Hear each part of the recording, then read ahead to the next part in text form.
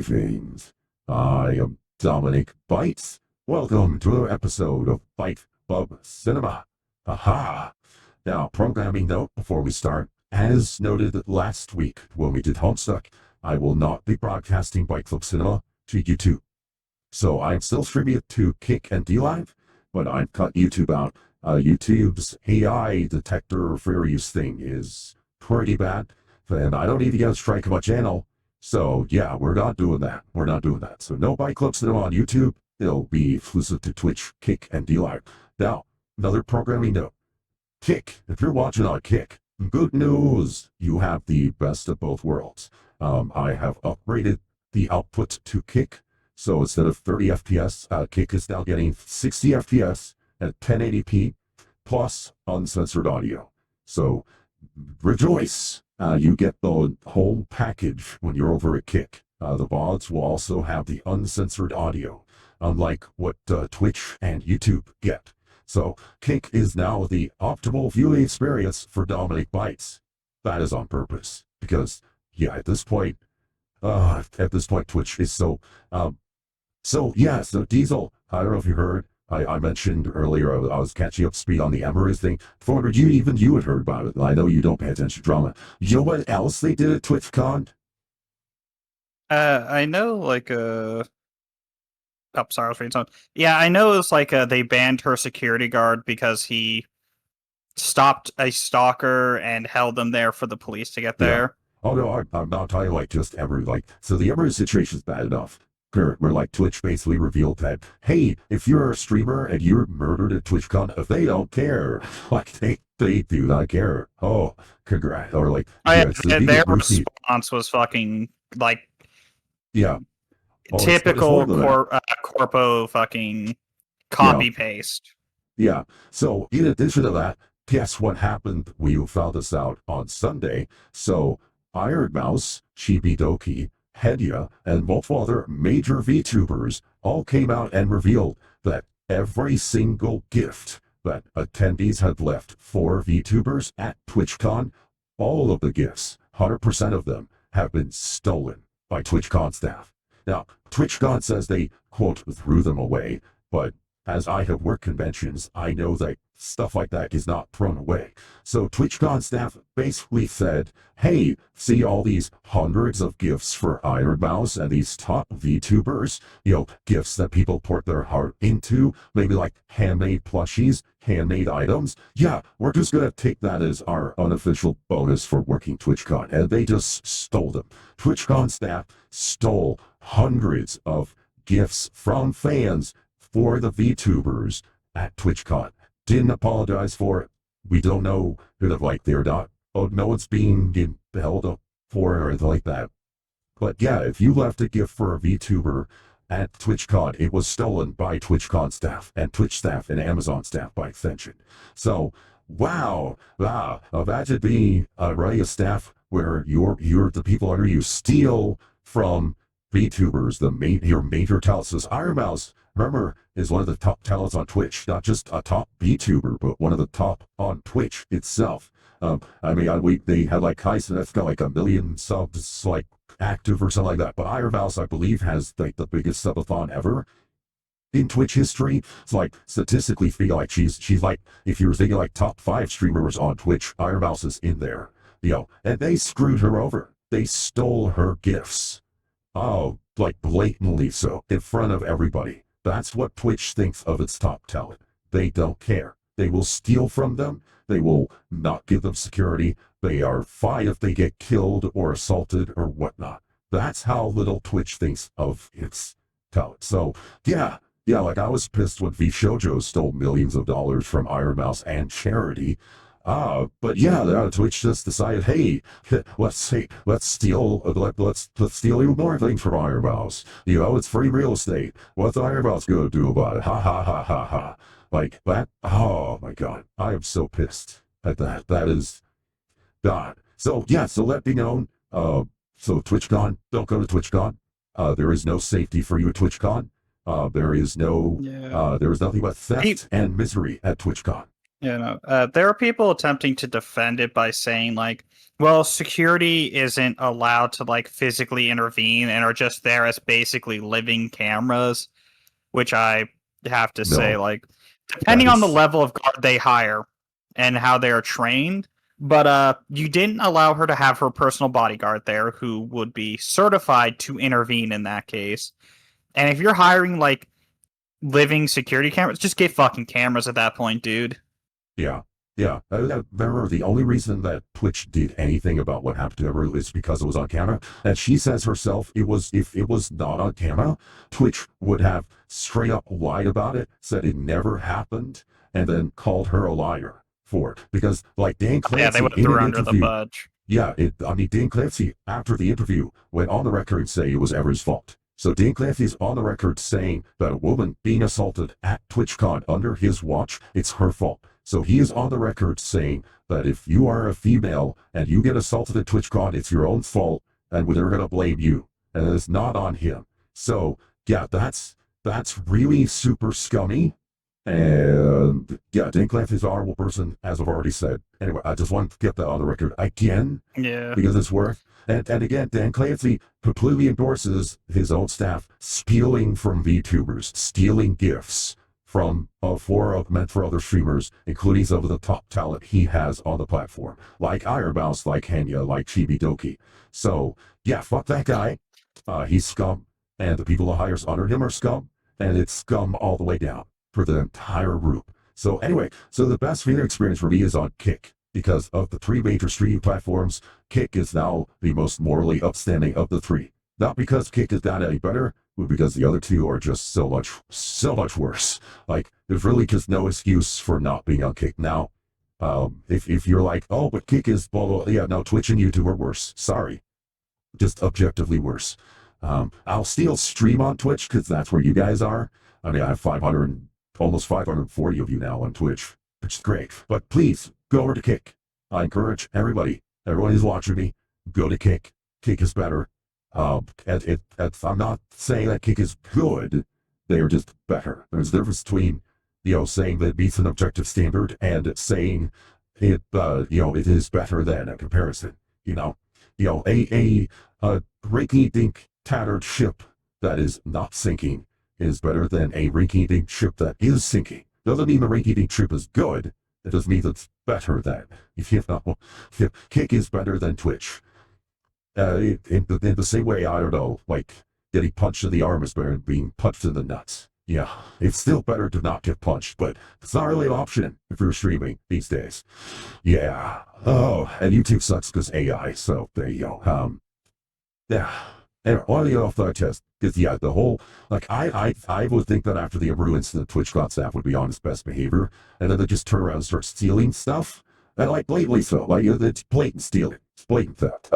My theory is the word has come down that this is going to be the last TwitchCon, so they figure what the heck, we're not going to be held accountable anyway, might as well take whatever we can get, and so they just stole anything that wasn't nailed down.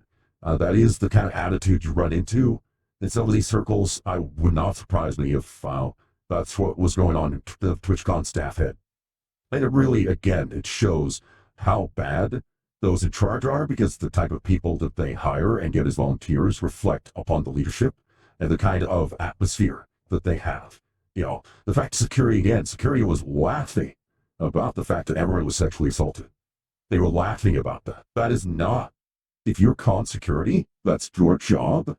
That is not a laughing matter. That you know that. Because the first thing your observer mind is, oh my God, thank God that guy didn't have a knife. Thank God she is not dead. Because, oh boy, that'd be bad. So, yeah. Anyway, so good luck to Emeru on her legal case against Guy, and good luck to her on her big lawsuit against Twitch. I wish her the best. And hopefully Iron Bounce and the other VTubers can also join in on the class action lawsuit. Because, yeah, they're victims of theft. And given a value, like Iron Bounce, again, when I say hundreds of gifts, I'm probably underselling it. It could be 4 digits. I don't know. I've never seen how many gifts get left for some of these major VTubers. I don't know. How many would you wager, Diesel? Do you think it's hundreds or thousands of gifts? Depending. Probably hundreds is a safe bet. Yeah, Okay. hopefully they're able to sue him because this asshole, he ain't gonna care until the money starts getting fucked with. And Yeah, once he starts yeah. losing money, then he'll suddenly give a fuck. Hopefully Dan Clancy is personally fired and like driven out and never allowed in because the dude's a creepo. So yeah, Dan Clancy's a creepo. Saying that I don't like the guy. He again he reminds me of Harvey Weinstein. So, but yeah, hopefully with hundreds of gifts, that's grand theft. That's grand larceny. That definitely rises to past the California statute of like $900. Definitely well past that. So yeah, totally. Get so hopefully because Henya is part of a company. I forgot. Do you remember what company's Henya part of? I Is it don't is know it any of that. Phase? Oh wait, no, that's right. Henya was in the shoujo with Iron Mouse. Now she's independent again. That's right. That's right. Henya was one of the ones she got screwed over twice there because she was peeking me that she was Henya. And she's gotten screwed over like basically both times. It was so bad. Like both the company feuds with were screwing over. It was so awful. I feel so sorry for Henya. She's been through a lot. Oh, that poor little tea kettle. Yeah. Our mouth, of course, got screwed over by Shoto as well. So, but yeah, hopefully we get a class action lawsuit going. Kick their asses, please. Oh my goodness. Like I wasn't super fond of Twitch before this, but I was like, well, it's whatever. But yeah, no. This TwitchCon is basically solidified. All the bad stuff you hear about Twitch basically got solidified into a single weekend. I'm amazed at how bad that is. But watch me on Twitch Kick. Kick is great. Kick is a very solid streaming platform. I've had no problems connecting. There's no problem with connecting to them, getting things set up on there. And remember, if I get 5 viewers, if I get it 5 CBC, I can raid out on Kick and start networking. Kick's not a weird thing where they require you to have at least 5, which I don't like it. I prefer that to be lower so that way small streamers could like network with one another. But I guess, I don't know. Whatever. But yeah, I have found some nice streamers over there, so definitely recommend Kick. Get a Kick account if you don't have one already. So anyway, other programming account, the programming note before we get started.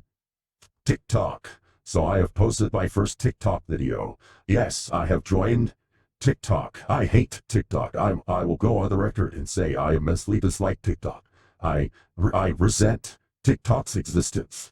And I do not use the app because I don't like having my phone hacked by the apps I load onto it. So I do not use the TikTok app. I use only the website. I do not allow them to have all that many cookies. And I'm very careful with what I give them access to. Like I turn off all the tracking stuff that they want to put on there. So, but I do have a TikTok. I have loaded a short. What I did is I don't know, maybe you know more about this than I do, Diesel. I don't know. My memory is, I believe the first clip you put on TikTok gets like an extra boost. Because like TikTok's whole thing is the first short you upload, they boost the heck out of it. So it gets a ton of views. And then they stop boosting you after that. So you're constantly chasing that high with every subsequent upload.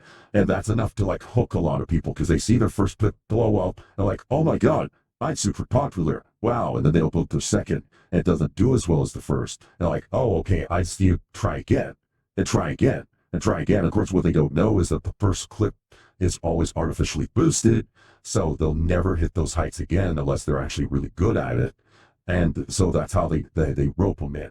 So what I did is, I think that's still the case. So the first clip I put on TikTok is the most popular YouTube short that I currently have on channel. So I've been testing a lot of clips. I got one of my shorts is like 1,800 views. So that's the one I posted on TikTok. It's my biggest short.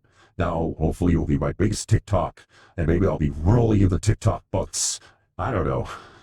The communist Chinese might come knocking on my door and offer me a contract. So, so if I start seeing the praises of Mao, understand that I have been bought by the Chinese. Because, I am Chinese. I'm not that Chinese. I'm Taiwan Chinese. I'm not a filthy commie Chinese.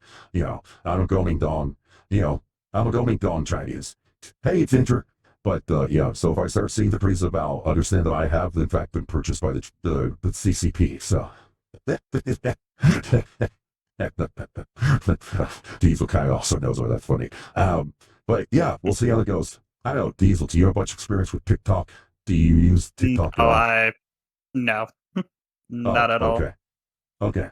So I'm not sure if the whole like your first clip gets boosted a ton. I don't know if that's still a thing or there, but hey, we'll see.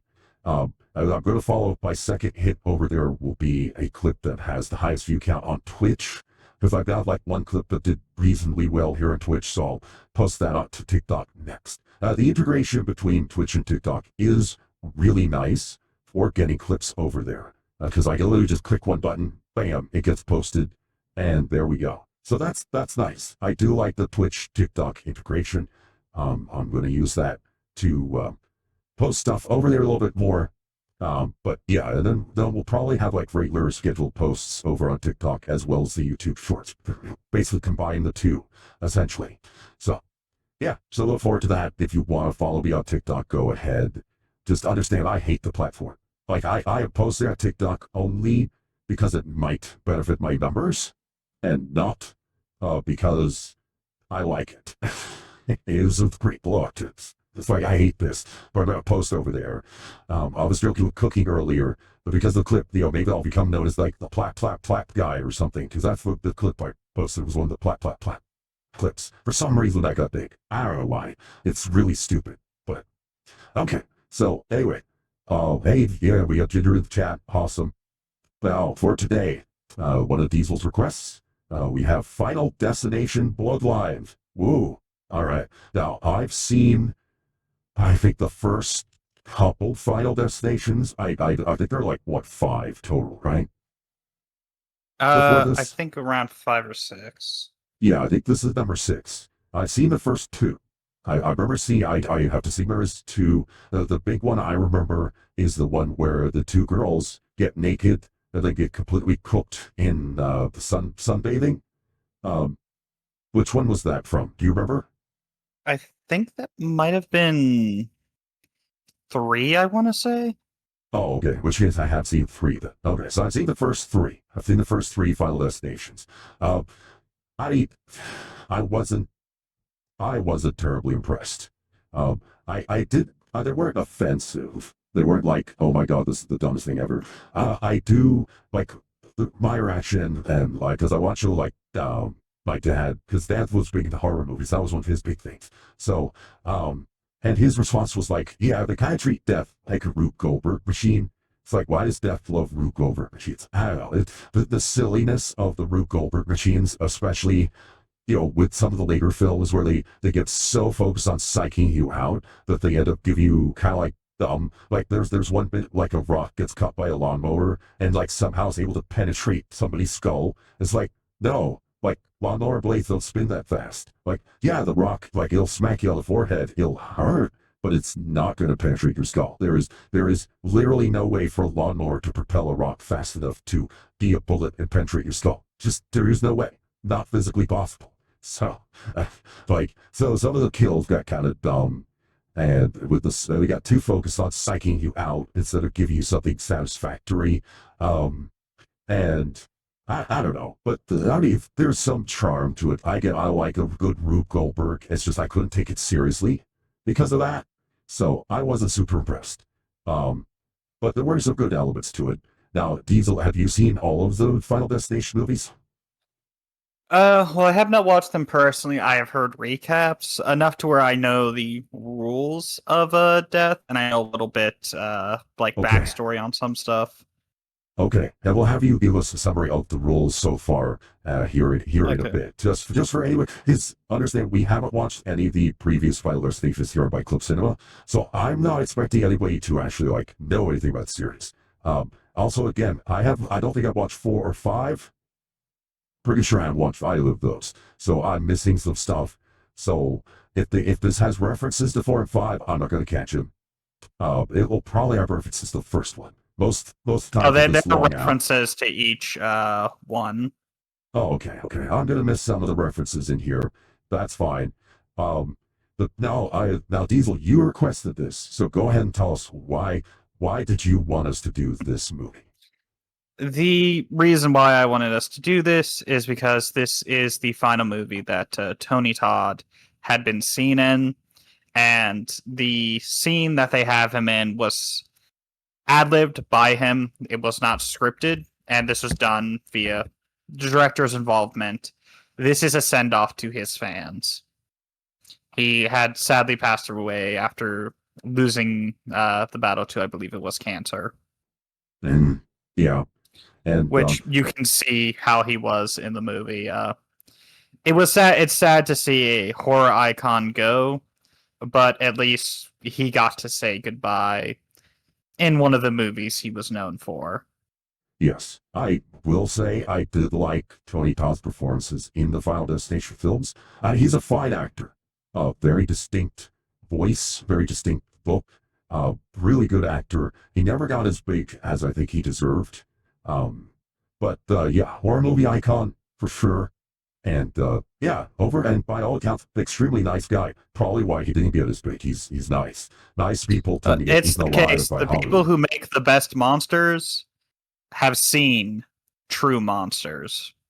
Very true. Now, if you ever wonder, hey, why does my avatar have like a bit of a demonic bent to it? Like Dominic 2.0, a little bit of Alistair, fembites, more than a little menacing with sharp, pointy teeth there. There's reason for that. There's reason for that. A lot of it is, when you get beaten down by monsters, you realize that it's okay to be monstrous towards other monsters. Like, it's okay. I was actually tying the diesel. I found a new waifu. There's a artist on Twitter, Mellow Shavarts or something like that. But she does some great, like, weird, disturbing faces, like monsters and stuff. And like, oh man, one of the ones she has like is blonde and she's like possessed by a demon. And so she could turn into an eldritch horror temporarily. But she, a lot of times, like, it's a human with a monster living inside, and I'm just like, oh yeah, that would for me. And for Diesel, it would too, but we're like the duality of man.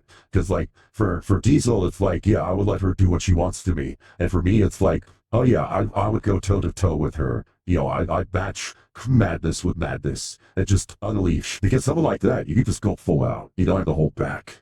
Because that's the fun part, is you can go all out and match them. So yeah, but yeah, the being nice and covering monsters, yes. Now, okay, now where you started. So would you like to go over the rules for us, Diesel? Make us all experts.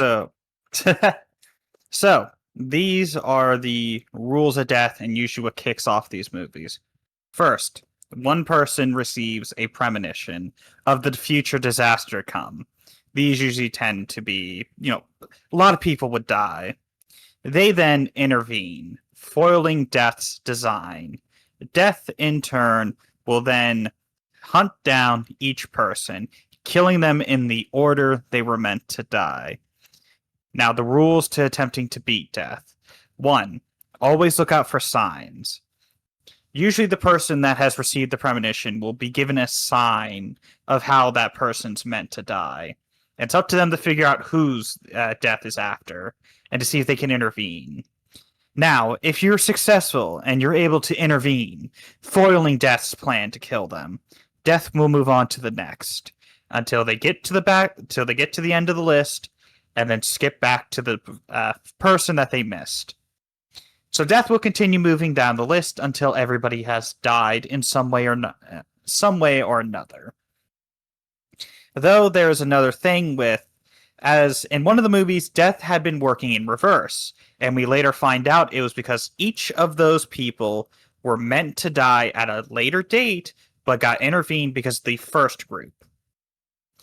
So, I think that was it was in the fifth second movie. Right? Movie. No, second movie.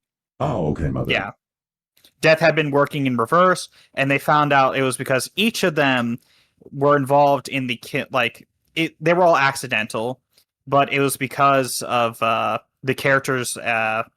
What they did in the first movie caused them to be late to a later than disaster that would have killed them. So in the second movie, everybody there was meant to die, and Death was working in the order they were meant to die in, which made it look like it was in reverse. Mm-hmm. Okay. But though there are ways to beat death and to save yourself, to bring new life into the cycle that was never meant to be. Now, I believe this was in the second or third film, where they initially thought it was a pregnant woman they needed to save, but later found out she was never meant to die. Though, the way they beat it was the character drove an ambulance off into a ocean. And because of that, she was declared legally dead and then brought back from death, breathing new life into the cycle that was never meant to be, breaking the cycle. So if you can bring new life into the cycle, death will throw the list away. As we aren't given a reason why, outside of it just throws a whole whack into the plan, and he will give up on everybody on that list. The second way, you can prolong how long it takes for death to chase you via killing somebody and taking what life they had. So the way that would work is, say I survived one of those disasters. I could then go kill somebody. They take my place when my time has come. And then I will take whatever life they have, whether that be a week, a month, 50 years. I will live out their lifespan. Now, that isn't accumulative. So it kind of works. It's a weird thing where it's just, if you kill somebody, you then trade places with them, pretty much in Death's grand design. Okay. So that is the second way to try to beat death. Would be to just have somebody take your place. So far, those have been the only two ways to truly escape death. As like I said, even if somebody intervenes, you will be chased down and caught eventually. Another key factor is there is no skipping ahead of the line. You will die when death decides you get to die. As in, I think it was the third movie, I want to say. The second, wait, was the second? No, I think it was the second. But in one of the movies, one of the characters decides, fuck this, I'm going to take control of my life. He proceeds to pull a loaded revolver, put it to his temple, and the gun clicks 6 times, not a single bullet fired. So when you are on death's list, you no longer get to die when you want to. Oh, okay. So you have a bit of temporary immortality. To a degree. Now, it doesn't stop you from damage. You just won't die. Oof. Okay. You could still end up with like every bone broken in your body on the brink of death, but you will be kept in that limbo until it is time. Right. So you can end up with fates. Yeah. No, I mean, yeah. So you can end up in bad shape, but you are at least shielded from death for a little bit, which is, I mean, that's kind of cool. You can do, I mean, you could save somebody, for example. That'd be neat. Honestly, there's a lot of good you can do with that. It comes in the case of, do you know when you were meant to die? Mm-hmm. As for example, as in one of the, like that tanning bed scene, both twins were meant to die at the same time. Hence why they were both killed. Yeah. That, the tanning bed scene is one of the best death sequences in any horror movie, I would say, of all time. One of, I would say, like, if you're putting, like, great kills of horror movies, that one would probably make the cut for top 10. I will put that out there. That's a standout for horror movies in general. Yeah. And also, another thing, we need more nudity in horror movies.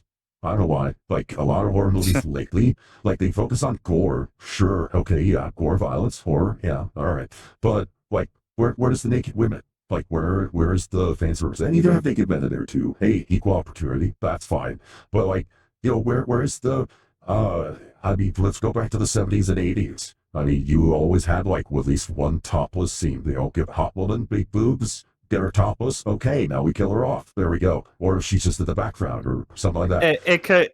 It could be just moving away because they're worried about exploiting these women or them feeling like, because I'm assuming like those scenes, like some of those women were strong-armed into doing something they may have not been comfortable with. So it's kind of like one of those things where it's been moved away because it's been kind of abused. Yeah, that's true. This is why we can't have nice things.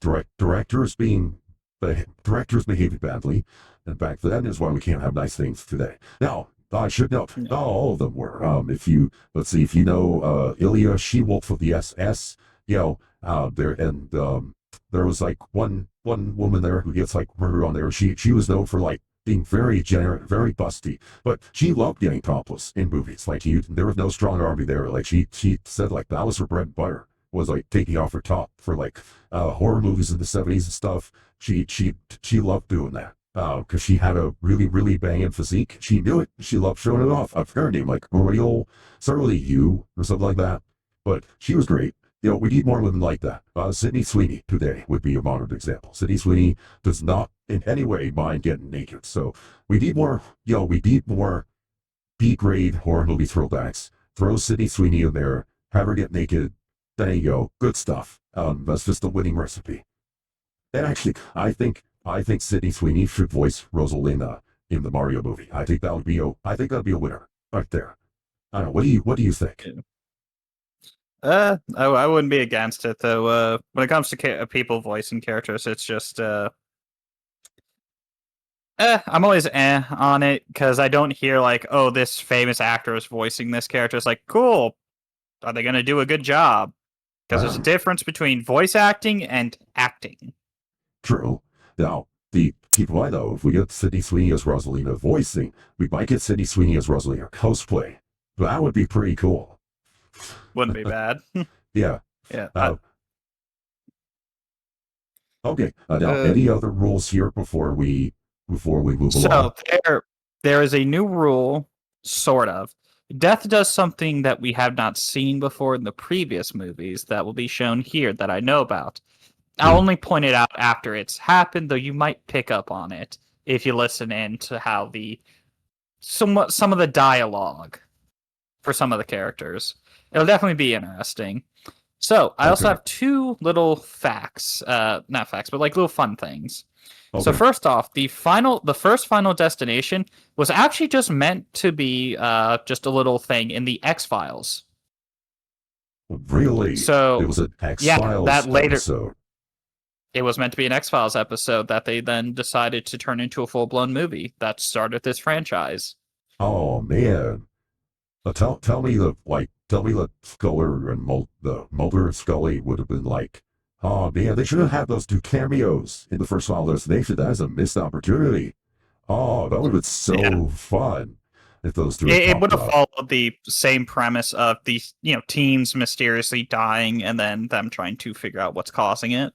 Yeah, exactly. It'll be like, oh, it's death itself. Oh my goodness. Yeah, that would be a great paranormal episode for X-Files. Yeah. No, that would have tied in wonderfully. I like it. And of course, Mulder gets threatened of like, like I may have just triggered it. When's my turn? Oh no. That could have definitely ended on a cliffhanger there. That would be cool. So the second fun fact is during one of the filmings for the movies, they almost experienced a Final Destination of theirself. Oh wait, no, there's a third one I just remembered. So during one of the scenes, there was meant to be a car wreck where an engine was supposed to fly and hit one of the characters in the back of the head with the blades like kind of tearing him up. Is that the race car one, right? I think. No. This is it was the roller coaster one. Oh, okay. Yeah, I didn't see that one. Yeah. So what happened was the engine ended up fucking zooming. Like, it went off the track that it was like on and just flung itself. It broke one of the cameras, and I think I don't remember if it narrowly missed the dude's head or not. But one of the actors, if things had played out differently, would have had his head just fucking destroyed. Jeez. Okay. So a third one.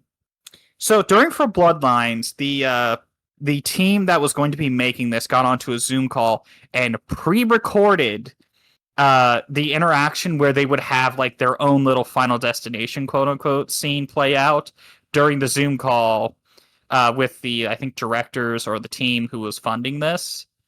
I don't remember exactly details, but they showed that off to kind of show that they're qualified to do this, and it was kind of just a little funny thing.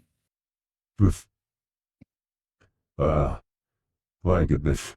That's man, that entrant one though. That's like, yeah, Death heard you were talking shit, and it's like, all right, look, you're I heard gonna, you were talking shit and you didn't yeah, think I would listen. yeah, hey, that's other field. Oh, and hey, pump over on Kick. I'll see you there. Awesome. Yeah. Oh, and okay, one last note. Sorry, I forgot one thing. So I am starting raising money for Gamers Outreach. This is through a team led by Penlock. So I've got the link posted on Kick and Twitch. If you want to click donate, feel free to. They put video games in children's hospitals. So kids who like have extended stays at a hospital because something's wrong with them, they can play video games, which is really cool.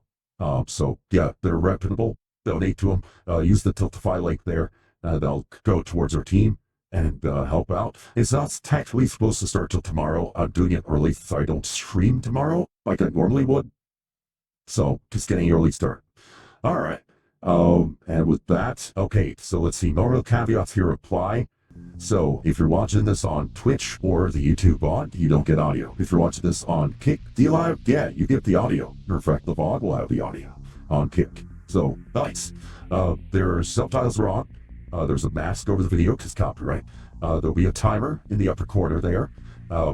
And you have support the original release. I think this is on streaming platforms, so there you go. Let's see how this goes. Are you all set, Diesel? Yep, I'm ready to go. All right. Let's go. 3, 2, 1, go.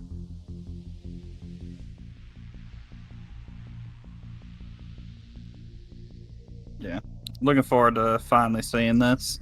Yeah, so the subtitles are from YTS. That is where I got the subs from. So, because the version I had don't have subtitles built in, so I had to grab those extra. Oh, we're watching Final Destination, aka the Group Reaper's Root Goldberg device.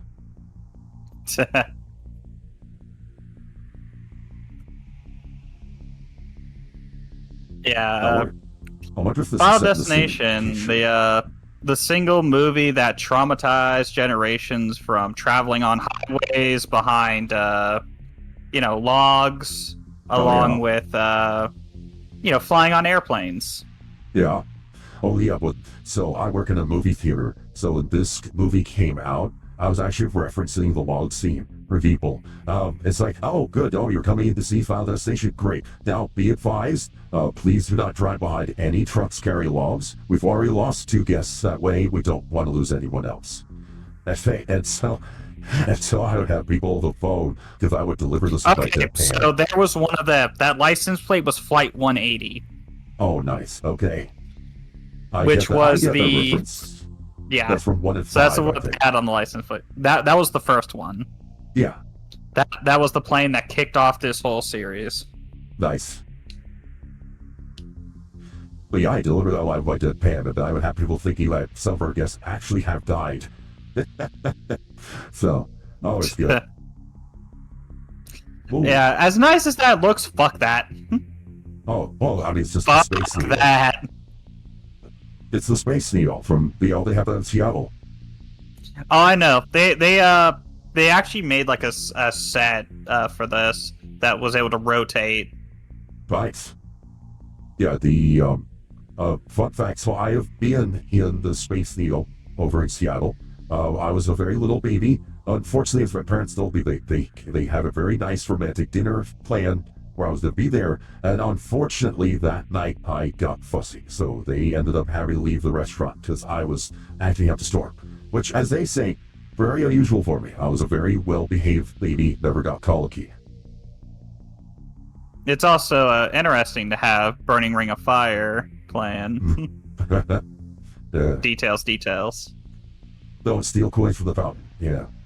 Yes, you should not. This is something my parents always told me is never take coins from the fountain because the wish won't come true. You'll negate the wish. That kid's a little shit. Yeah. Okay. Yeah, I mean, it's kind of full. I guess. No.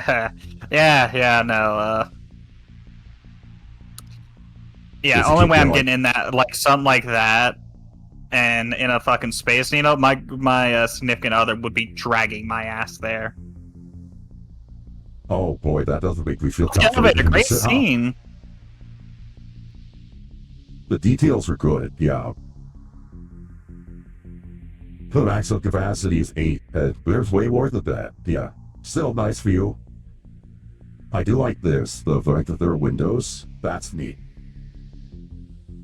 You don't feel like you're trapped in like a cement column. Yeah.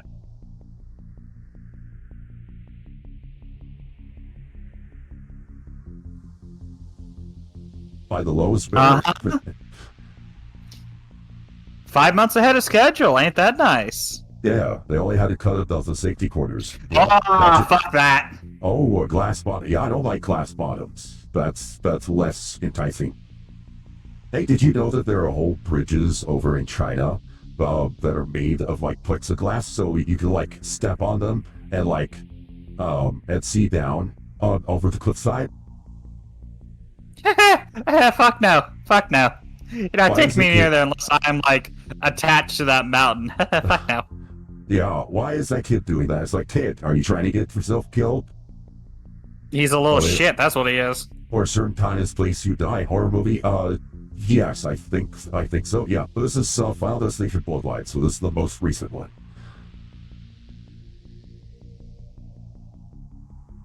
It did pretty well in theaters, by the way. This movie did surprisingly well, because we were like, okay, who asked for another Final Destination? And then it did well.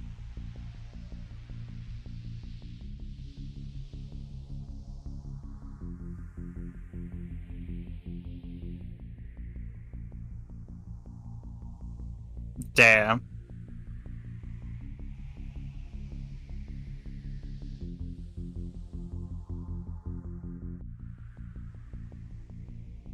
Okay.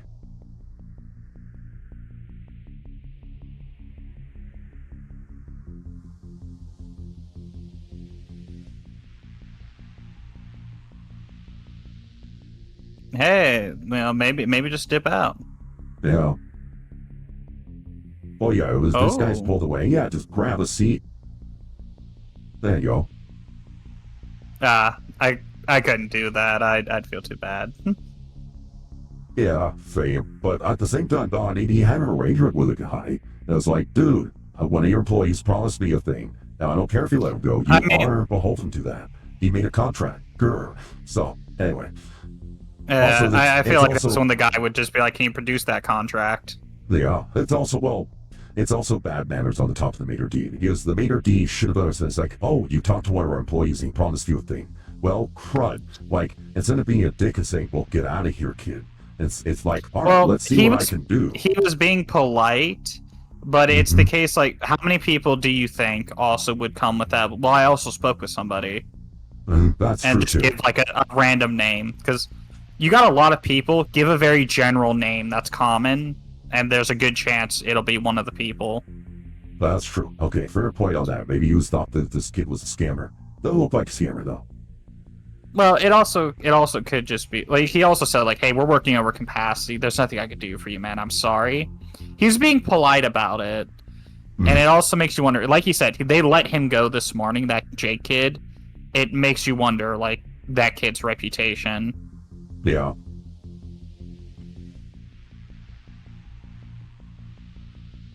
Fuck no. Yeah, so you don't like heights, I take it? No. Fuck, especially glass ceiling. No, fuck you. Yeah, I mean, like I said, that is literal. A Dom would have to leash and collar and drag my ass there. Right, okay. The yeah, we can get. Fuck no. No, I don't. No, I should say I don't mind heights.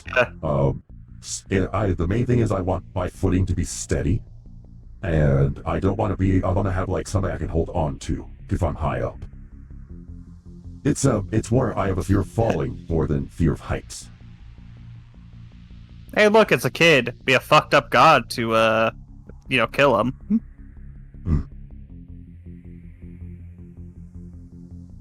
Yeah, that was a reference to the first movie. Yeah. Wait, oh, she's pregnant. Ah. Yeah.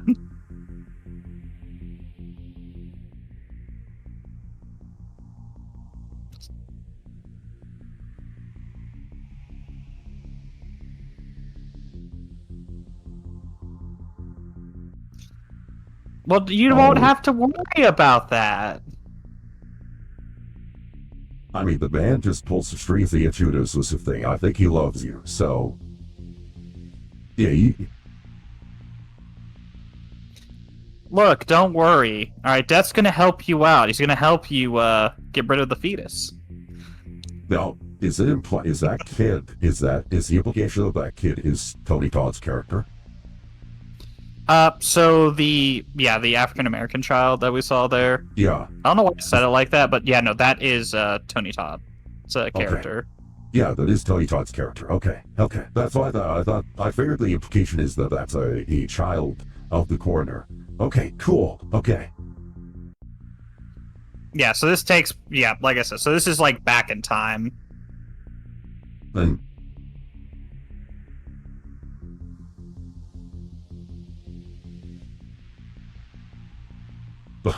Dropping coins with it, really? I was gonna drop. Oh. Oh shit.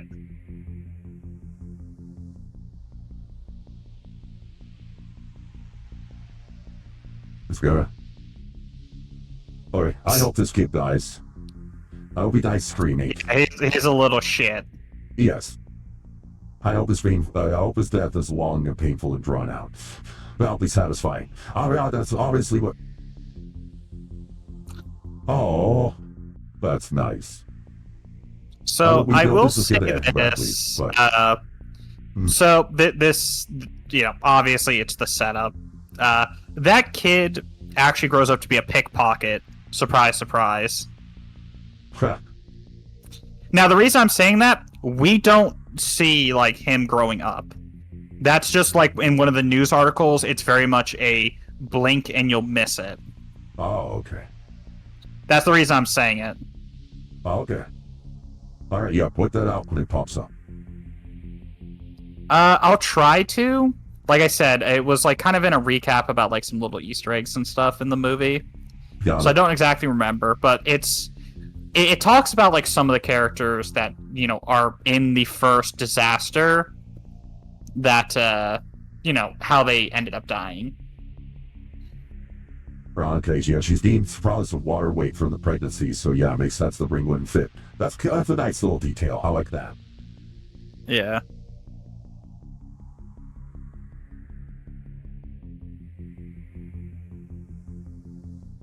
Whoops. Oh no. Hi. Welcome And to Jam here's Fan. where death starts. And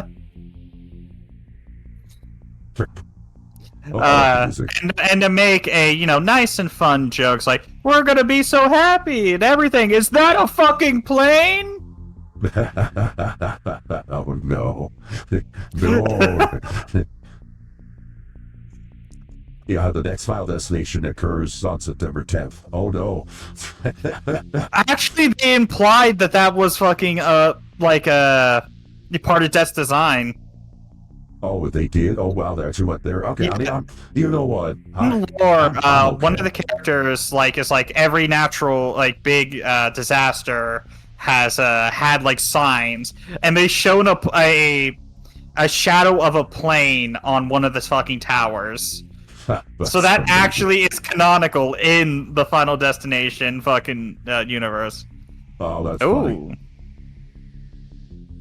A little gas, make everybody a little loopy, make more fun.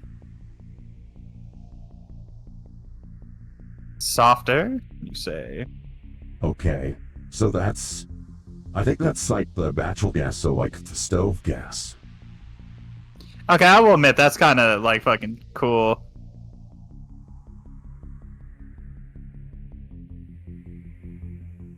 I'm surprised no one has seen the cracks of the glass like I would. But oh yeah, I would you be think? on guard about that. Oh no, they'll alcohol, probably booze, is my guess. Yeah, it's also probably because getting caught up in the music. Yeah.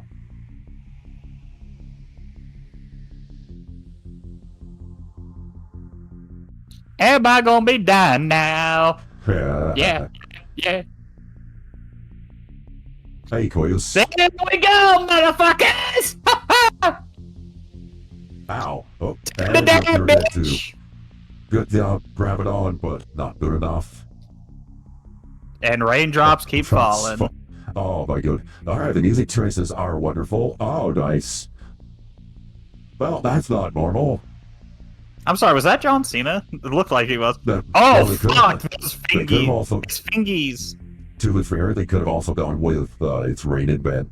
Hallelujah. Oh, I think that's for the wrong time. Oh, that would have been great. Oh, and the and fucker has he's dead. his best. Run, motherfuckers, run! Oh, okay, because of the... Okay. So it's two disasters. So you have the glass breaks, and then these guys start running, but there's leaking gas. Yeah, she is a flaming zombie running right into flaming gas, and... Skaboosh. There's the penny!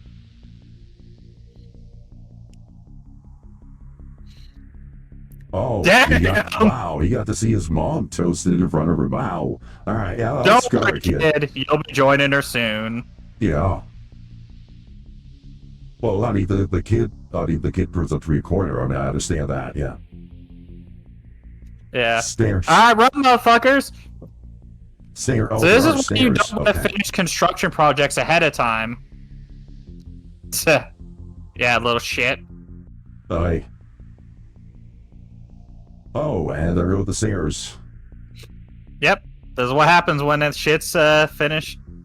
Okay, they get Yeah, and there like, goes a little dickhead. oh man, I was hoping you would die.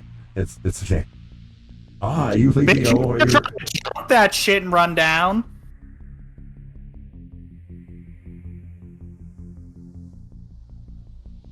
Oh yeah, this is back in the era no one knows how elevators worked. And there's the Mater Deem.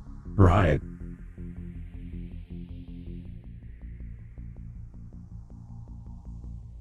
Oh, hey, you're getting let in, man. Hey, nice. Oh, that's great. You gotta love that. Man, that's a lot of routes of exit. Okay, so no stairs, no elevator. How the hell do you get out? You don't. Oh. Right, without tipping over, right.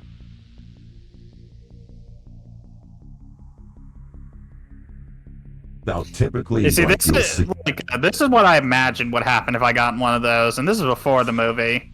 yeah, you would get into a space needle just as the big one hits that destroys California. Yeah, Yeah, Well, no, no, this no, was you- some shit like a you would get in the space needle coming just with as the the parachute. there we go. Shit! Yeah, you would get a Yellowstone just as the super volcano pops off. Yeah. Yeah, no, that was like, damn, no, that crack. Just damn. Yeah, I like the hey, she tried to do the You right don't thing. do it, But bitch! good. I like that. Good character moment. It's like she sees someone struggling, she takes the time to try to save her. But that's good. That's contrasted to like the Mater D and the kid. Look, the piano's fine. It ain't gonna fall. Just don't worry about it. It's bolted on the floor. Don't worry. Exactly. Is that Unless. the penny? Yeah. That's the penny. Oh, but Tip to the, Meister. yeah. And there it goes.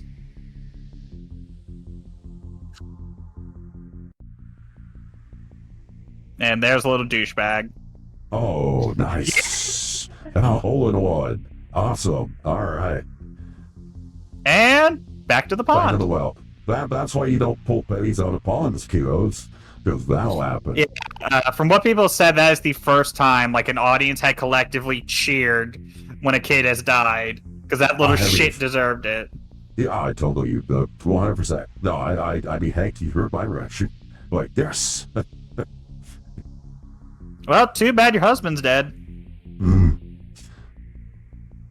Little do we know, this is how the husband got out of wanting to raise the kid.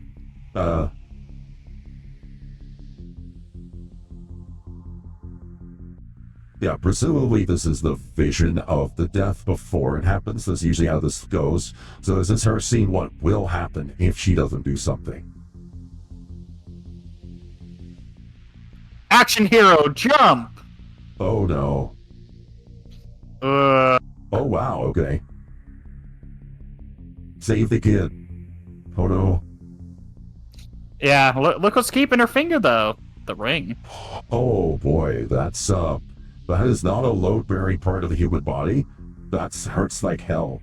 But I was rather than dying. Still, oh, she's gonna get, I got sleeved. Ow. Well, yeah. that's what I meant. And voila. Oh, that's interesting.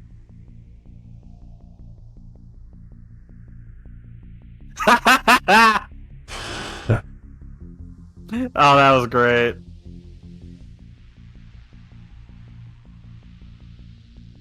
Okay, switch flash forward. That's okay. It's an interesting variation of the formula. I like that. All right, presumably modern day. Yeah, Yep. that's neat.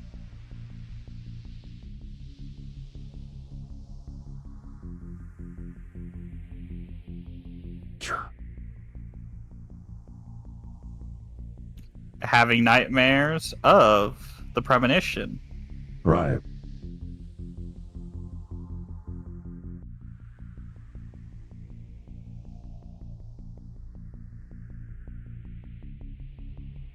Just throw her out the window, it'll be fine. Yeah, exactly. That's how you deal with that. Ooh, redhead. Oh, nice. Yeah, redheads are so Or rare in brunette. movies these days.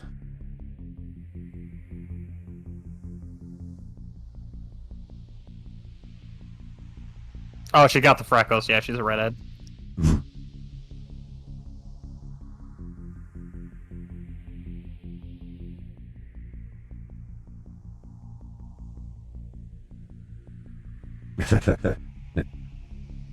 Yes.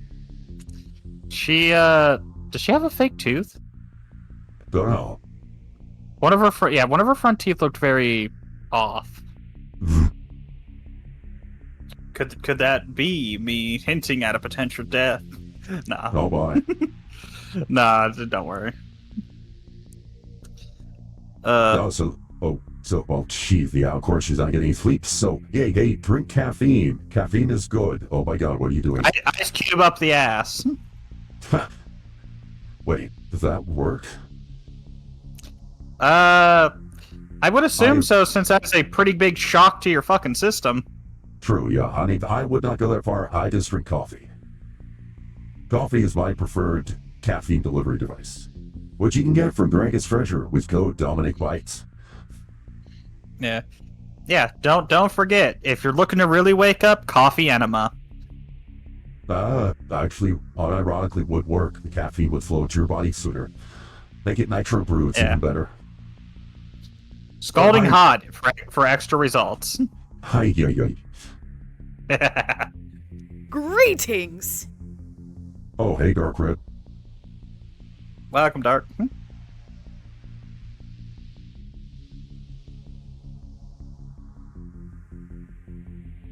I'm on my period, Dad. I need to look at the book. Mm-hmm. Hope you're doing good, Dark Red.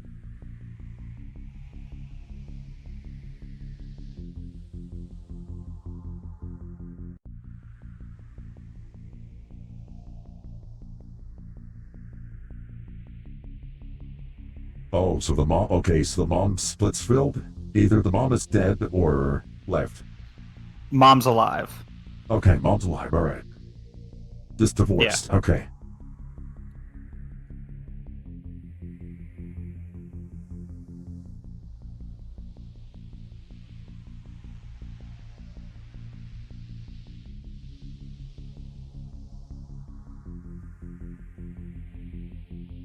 So very estranged with the mom and strained relationship with the family.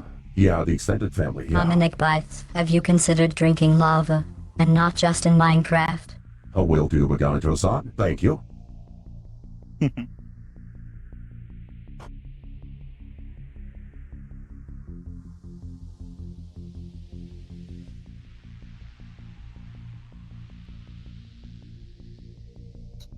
Are you on drugs? That's also good. Are you produced? No. You already go, it's the.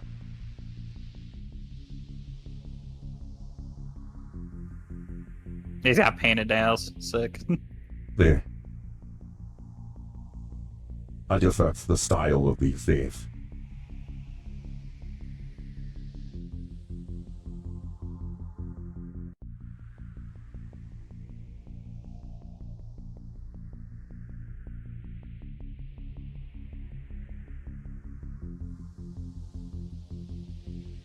Yeah. Yeah, it happens. I mean, I went through a bad patch. My freshman year of college sucked. The first C I ever got on a report card was my freshman year of college. It was, and mind you, I figured it out later is because I wasn't getting any sleep. I forgot. In my younger years, I didn't connect the fact that you had to sleep for your brain to function, so I thought sleep was optional. And it took me a bit to figure out that, oh no, sleep is not optional. So, yeah. Turns out sleep's not optional, everybody. Look, it's optional if you put enough coffee in your body and your body stops being a little bitch. Yeah. And they're playing the recent new fucking Mortal Kombat. Like, Is he not looking at the screen? I love that. It's an online match. yeah. Oh, that's ranked. I can't pause a ranked match, an online thing, yeah.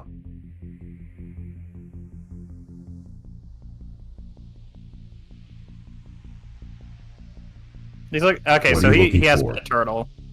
Pet Turtle. Oh.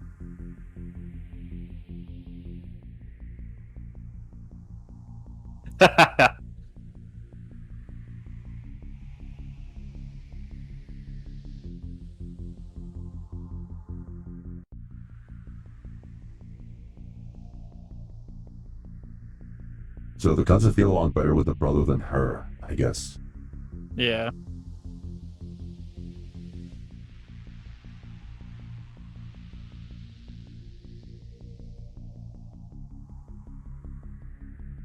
Okay, I guess there's a strained relationship there. Alright, so the interesting character moments here.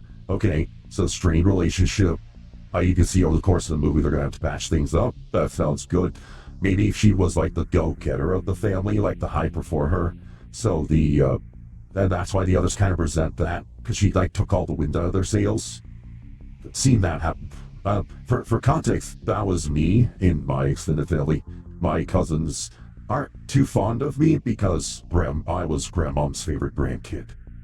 And she was very, very open about the fact that I was her favorite grandkid too, which I did not encourage. I didn't tell her to like knock the others, but she did cause some resentment. I've patched it up with a few of my cousins though, because they understand like I wasn't doing that. It was grandma. Grandma and grandpa were on my dad's side. Unfortunately, were those like play favorite types, which dad didn't like. I didn't like, but it causes problems. So presumably that's what's going on here. But anyway. Yeah. And it's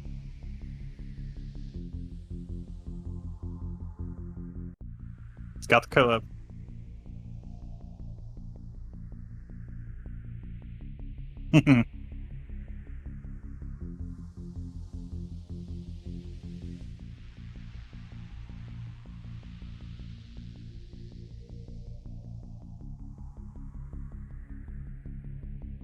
Oh, your mom? Okay. If she has some kind of mental health condition, you need to tell her.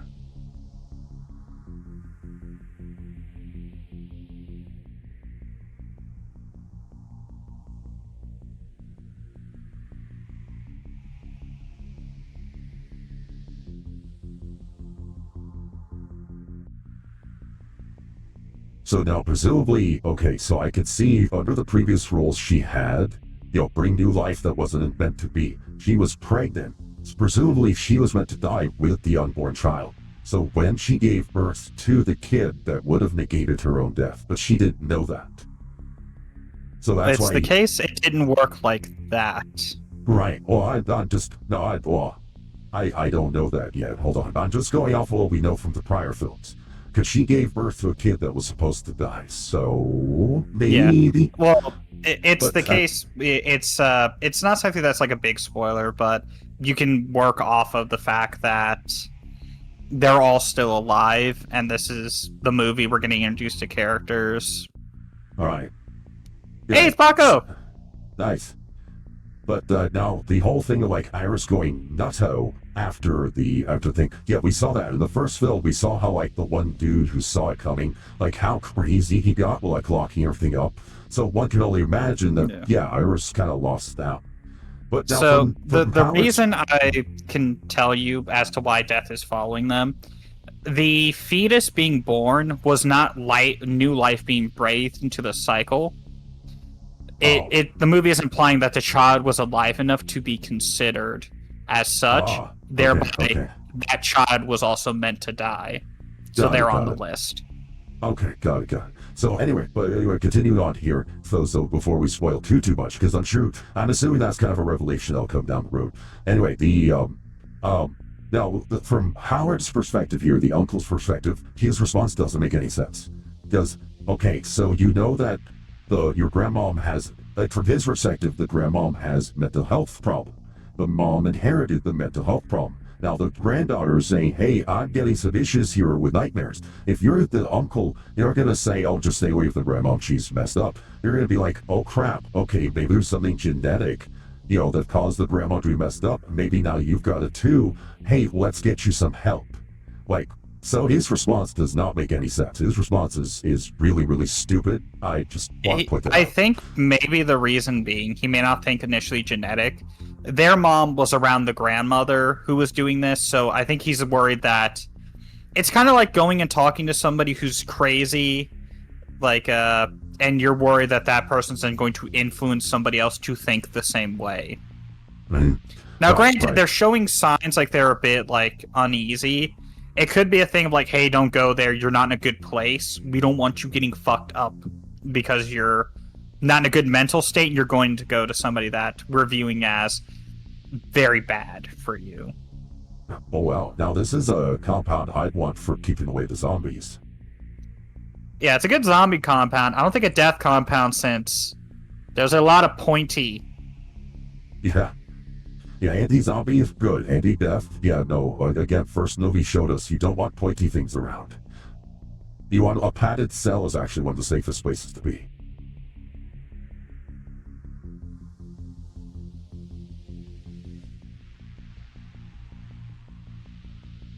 Okay, good line. Hey, she didn't just stumble. She didn't just bumble on. She's like, I'm your grandkid. I'm here to see you. And she's taking the precaution. Empty everything that could be fucking dangerous. Oh, damn.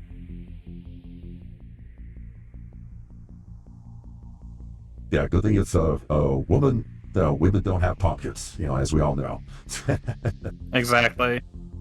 They just hold everything. Yeah, or in a purse. Our purse is still a thing for these days. I don't know. So as a death-proof bunker, I don't think this is a good thing. Dude. No. Yeah, this design... Do you have shit set up to, stop an invasion? Yeah, I don't know. I feel like maybe they have some, leftover zombie equipment from, Last of Us or something, and they're like, okay, we'll just use this to save money. I know, this feels wrong. This feels out of place. Again, look at all the spiky stuff. Barbed wire on that shit, too? Oh, come on. Yeah, no. See, this is some post-apocalyptic shit. Yeah, now you would expect it to be, for example, you'd expect the clear-cut, no trees. I would definitely see that. I would expect a gravel, something non-flammable, flooring. Stone house, that part makes sense, because stones don't burn. You don't want a fire trap. You do not want a fire hazard. You want something inflammable. Concrete bunker would be pretty safe. That would survive tornadoes. But yeah, all the sharp, pointy stuff makes no sense. Absolutely no sense. So inside, I will give her credit. That's not bad. Yeah, this shit's extra taped. It's yep. Okay. And she's watching for the signs. Mm-hmm.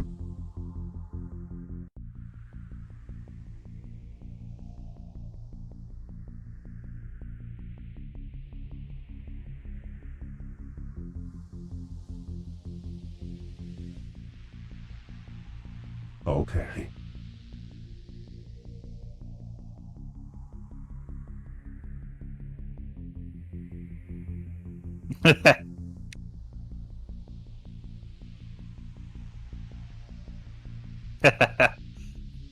You could tell she Yes. does hasn't had Yeah. interaction for a while, and I love it.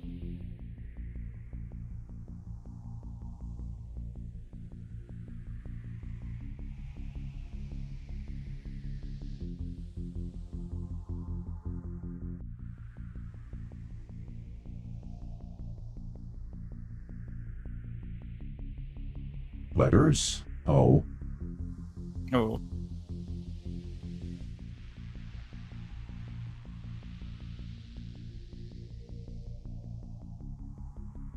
Damn. Okay, good. I do like how Stephanie gets straight to the point and gives her the relevant stuff.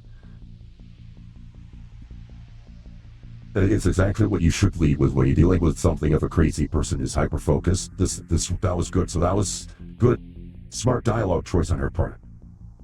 Yeah.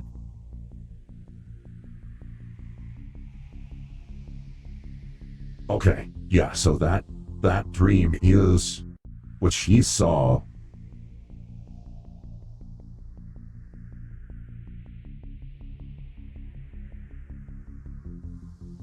Yeah. And now we see how she responded.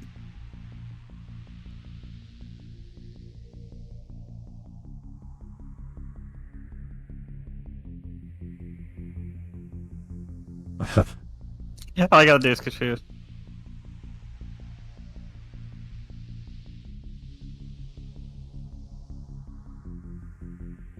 Throw the kid over the edge.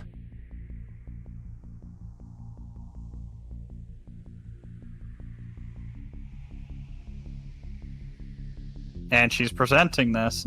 Right. So she stops the penny, that stops the natural gas explosion. Now she has to stop this disaster because this is separate. Because it's broken glass. Yeah. Clear the dance floor, yeah.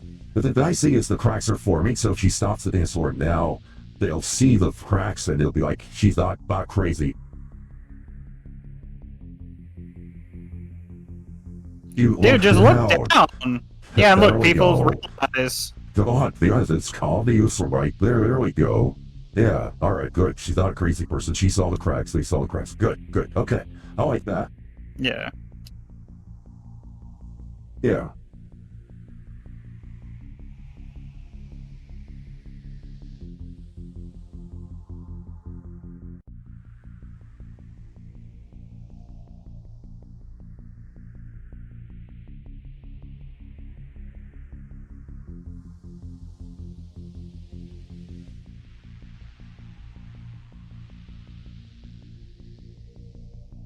Right.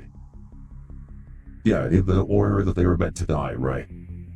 So the people on the dance floor were first, and then...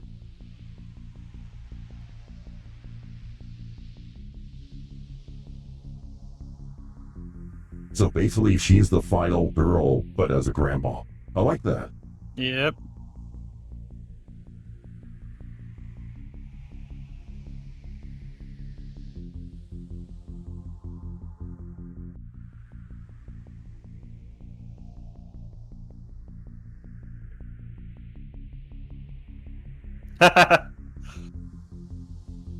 Right, so Death just found a mundane way. It's like, okay, fine, you're gonna do this, bitch. Cancer.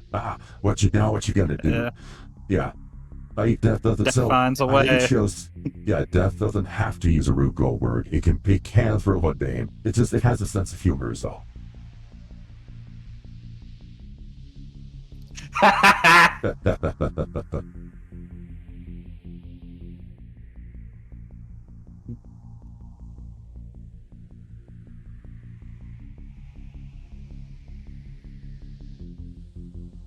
Now are the other Final Destination movies in this book, Owner? Wait, how'd you get your diagnosis then? Gotta wonder. Maybe you invited the doctor over? Oh, maybe.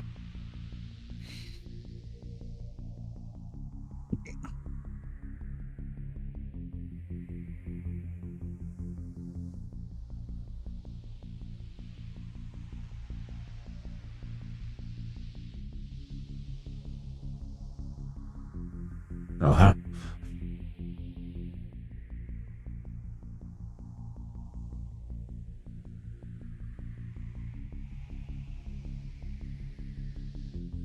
Take the book. Take the book. Oh, yeah, she's got extreme agoraphobia. I mean, and the thing is, it's not unfounded. Like, her agoraphobia is completely reasonable by horror Death's movie kick in the logic. window. She knows how she'll die.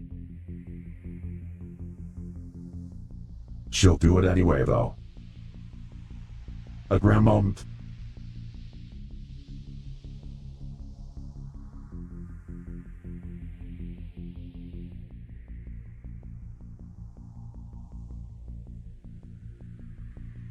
She already knows she's dead. Yep. She stepped out knowing she was gonna die. Yeah. Oh, she just... Yep. God damn. Wow. Do you believe now, motherfucker?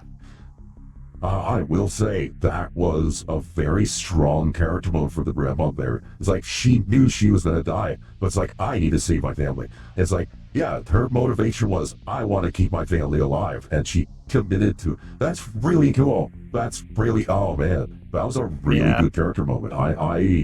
That was good.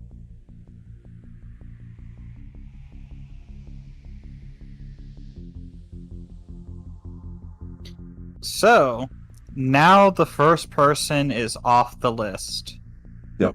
And now the dominoes will fall.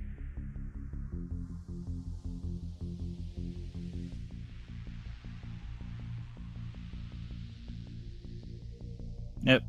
This harkens back to the first rule, like I stated earlier. Death does not skip you unless somebody else intervenes. Right.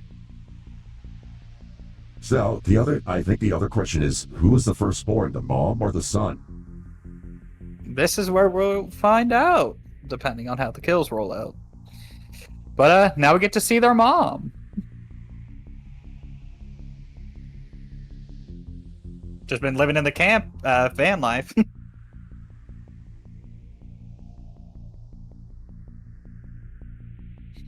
At least he's positive.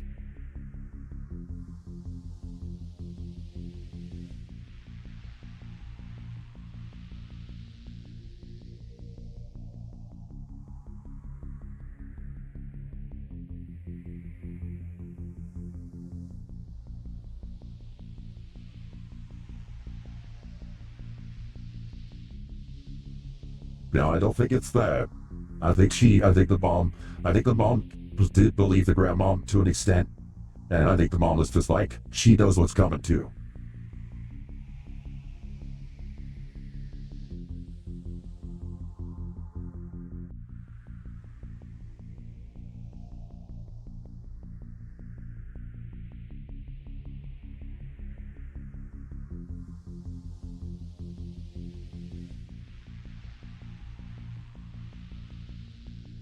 Uh-huh.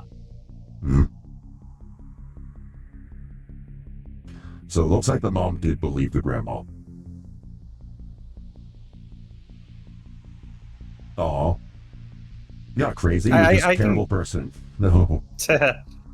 I mean, yeah, I get why he's calling her out, though. If she really just went to college and then just ghosted all of them. No. Understandable resentment. Then it happens too. I mean, as a common thing that occurs. Yeah. Well, it isn't just against him. Like he pointed out, you just cut off the whole family once you moved. And then tried to come back in like, yeah, everything was hunky-dory.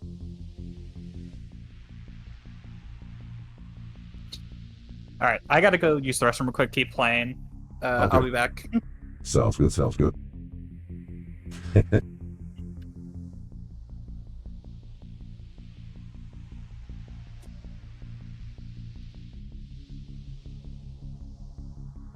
Okay. So who is... Yeah, so is it the brother or the mom who's first? That's one question one. Because that'll determine the death order here.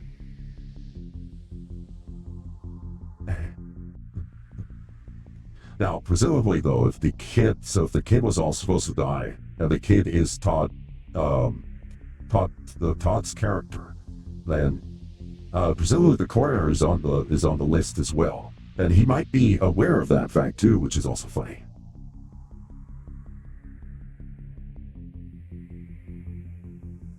Oh boy, lots of ways to die here. Oh, there we go. Yeah, this is why you don't do broken glass around ice. Oh crap.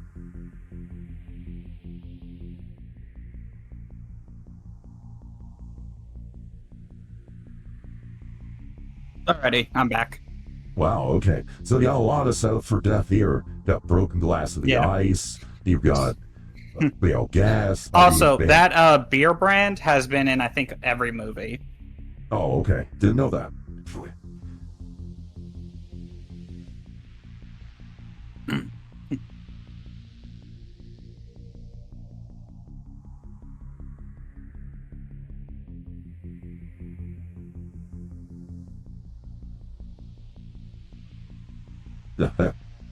And yeah, I can understand why Bobby's acting.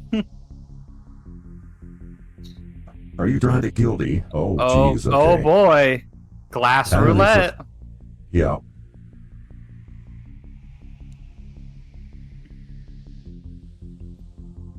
Yeah.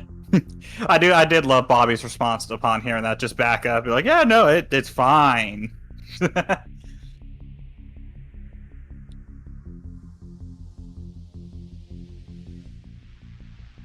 So I think he's older than her. I mean, it looks like he's the firstborn. We'll have to see, won't we? Yeah, but just unput. Now, who's got the glass? Mm-hmm.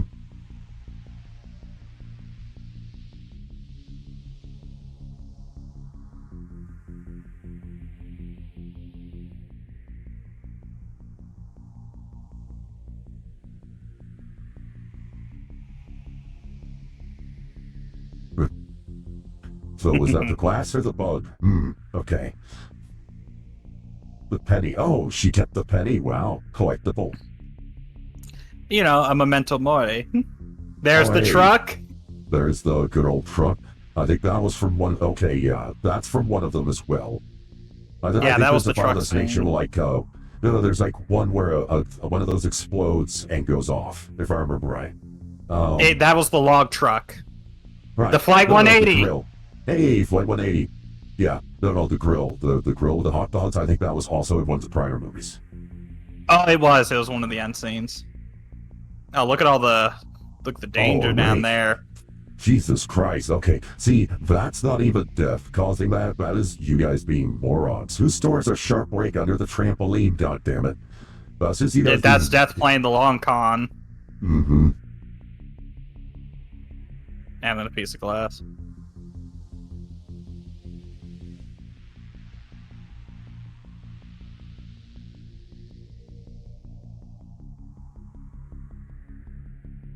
Did he get the glass? I wonder.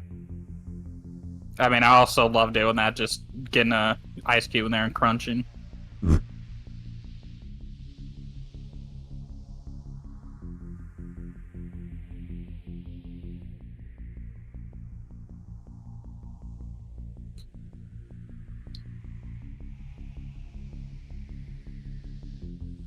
At least family's having a fun time. Yeah. Yeah, no, he's a good I'll father. give them that. Like, after a death, that is a great way to try to bring everything back up. Yeah. Also, I'll give this guy points. Like, by all account, he does seem like a good father who cared for his children, provide for them.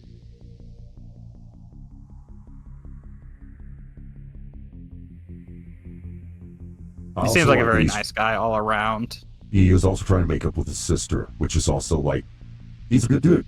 I don't I don't like the fact of how the dialogue wrote him for dealing with the niece. I do like the fact that he is genuinely committed to family. His response to trauma was growth. I like that. He's a good character. Yeah, Okay, he's so- trying his best. Yeah, and she took the other route, which is, you know what? It's better off if I just abandon. Yeah, I like how the older brother's having fun on the trampoline. Danger ahead. Danger ahead. Is she gonna run into a log truck? Is there gonna be a log truck? That'll be hilarious. Now, presumably it should only affect blood relations, so like the dad should be fine. Because like he's not part of the design here. Like and someone who married like his wife and the father, they're not blood related, so they weren't supposed to die. So they should actually be completely fine. Did she notice the rake? I think she may have. Okay. See, that's not a crazy person thing. That's just a Jesus Christ, great goodness that we didn't. Okay, Oh, and good. yeah, no, they seem to be okay with it. Yeah, that's because that's not a crazy person concern. That's like you and I know, like, so you don't do that. Oh no, that one. And also it shows that the mom does pay attention. She clearly picked that up from the grandma. You know, she has more attention Yeah. to detail than the brother. So, yeah, I think the mom. Is it enough though? Yeah. She's probably rust. Oh no. Oh, getting into moving the rake there was actually part of the plan. Ah.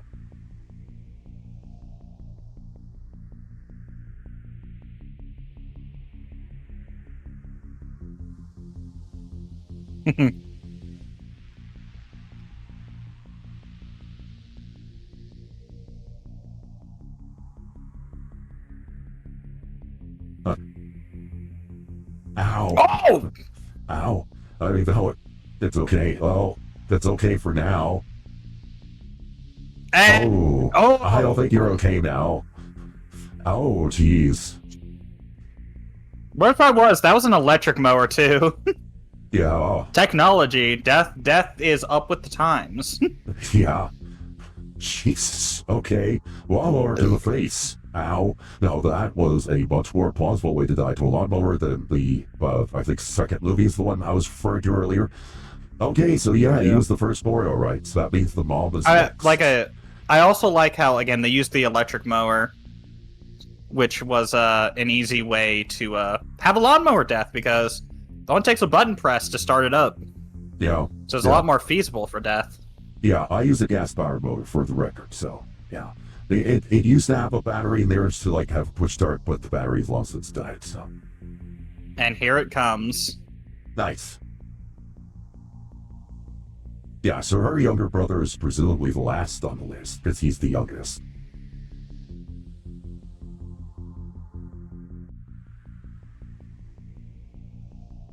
Give him a hug.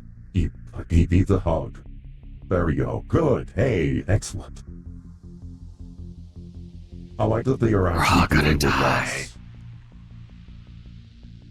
I like that Just they are whisper in his actually ear, we're dealing- all gonna die. Yeah. She's trying, but yeah. Yep.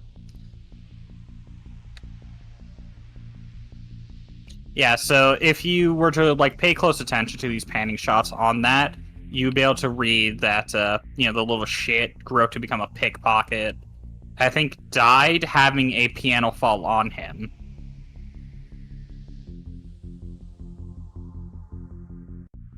Now's not the time, but yeah.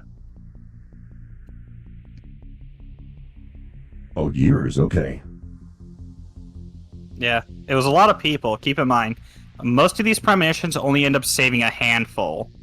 These were potentially hundreds of people that were saved.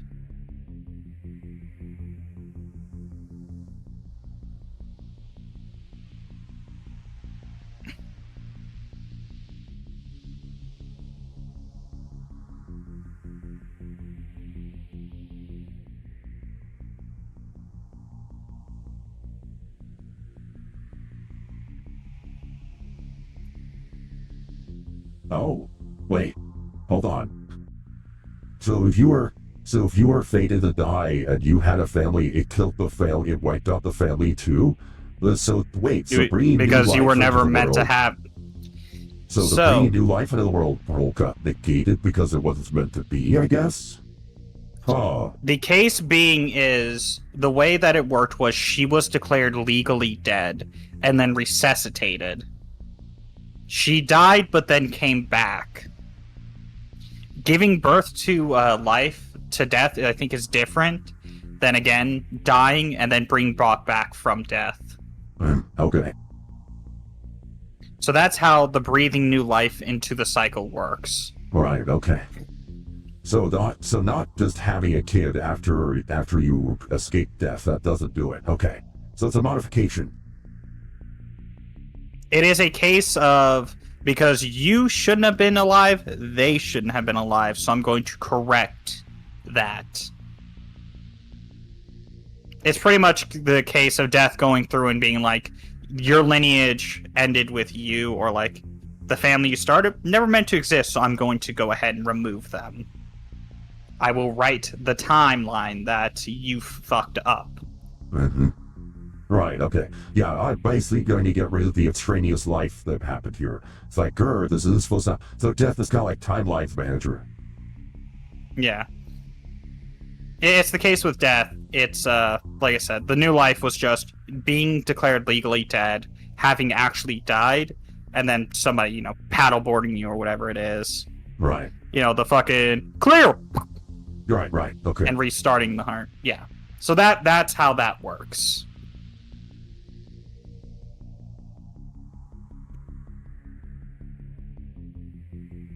You just saw your older brother get missed by a lawnmower.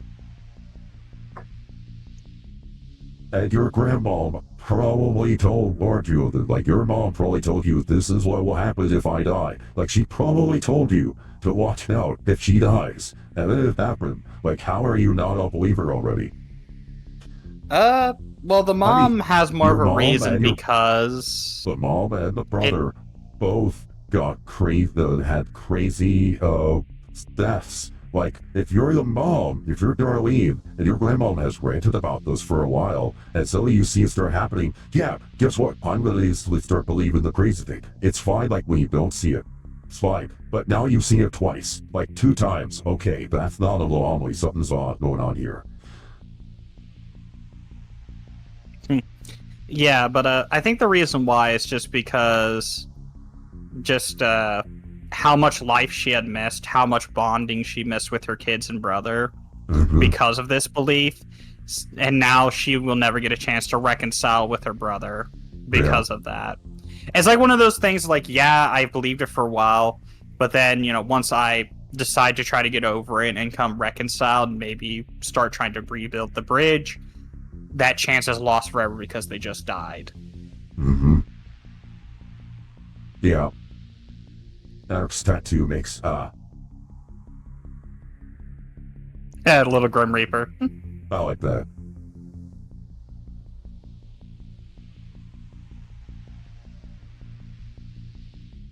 And he's just wiping stuff down. Yeah. Either do. I mean, safety. That's good. Hey, yeah, he keeps a clean sanitize. shop. He keeps a clean shop. That's good. Yeah. Oh no. Wait, why are there just superfluous streams hanging there? That's a terrible idea.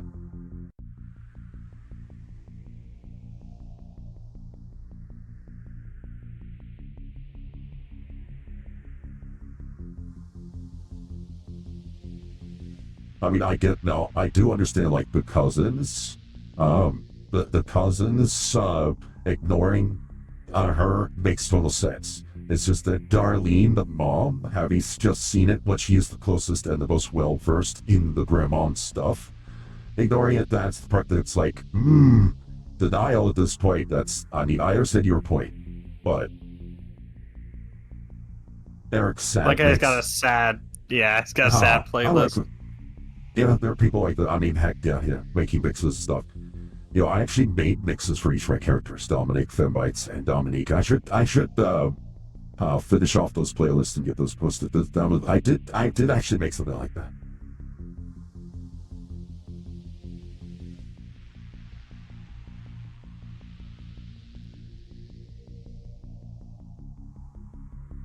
Giving himself a tattoo. Oh, tattoo to remember the dead. See, that's cool. That's sweet. Yeah, he's rough around the edges, but at the end of the day, he cares. He loved his dad. I wouldn't even say like he seems that rough. He seems like kind of like a chill dude, a bit abrasive, Right, but that's what I mean. And he's got the hard punk exterior, but he loved his dad. His dad loved him. Yeah, he had a great dad. Yeah, I get it. Yeah. No, and the father, in the very short time we saw the father's character, very well established. So I'm liking the writing for this Final Destination more than the others so far. This is honestly, so far, this is better written than the prior films, I will say. I'm enjoying this a lot more than I thought I would. Yep. I mean, yeah, they still got the Rube Goldberg and blah, blah, blah. But hey, you know what? Oh, here we go. Oh, yeah. Hey, Tid, have you ever heard about nose ring theory? Well, you're about to find out. Oh.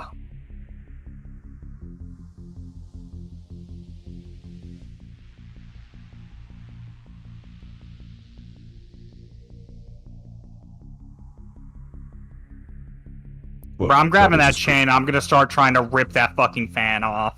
Yeah. Just grab the chain, dude. Grab the chain with your hands. Don't let go. Or remove your nose piercing. Jeez. Removing your nose piercing is actually the easier route here, I think. It could be that it's pinning like the thing he needs. Grab the chain with your hands. Oh my god, man. Like, put your weight on the chain that it won't pull your nose. The fan isn't going to bear your weight, and it's going to fall, and then you'll be fine. Well, the fire makes it... Oh, there we go. Okay. Whoops. Yeah, don't swing. Ow. Oh, dear. Oh, no. Yeah, you waited too long, my guy. Ah, okay. That one was escapable. If he had yanked the fan down earlier, he would have done that. Hey, Jen.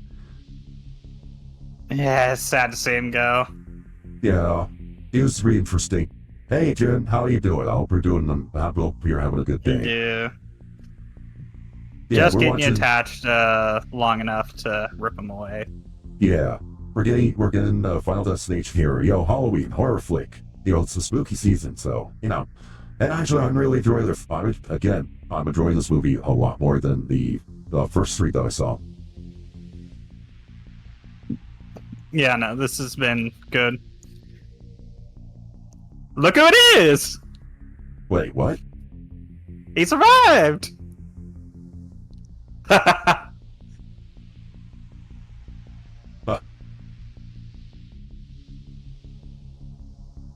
I don't think you're fine. You got burned.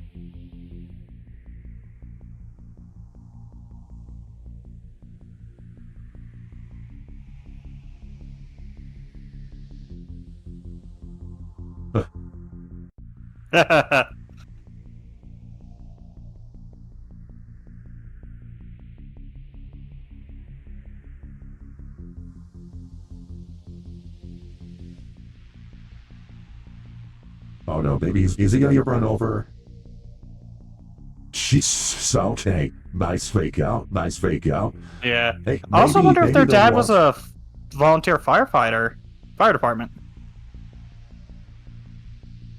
Yeah, maybe don't play in the middle of the street, dude.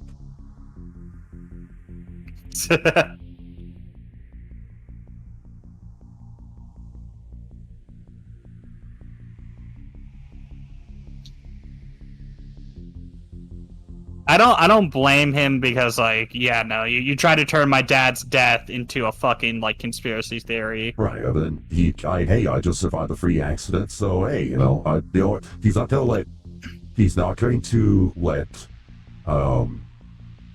let fear control him, which for a normal, healthy human being, that's good, but in a horror movie, it gets you killed.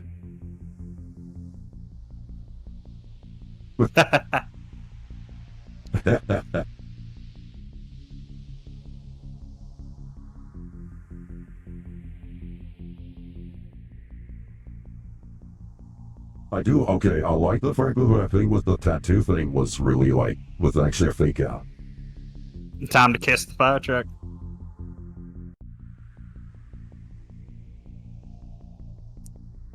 Yeah, Okay, no, please, why? no, there's All right, garbage juice on that.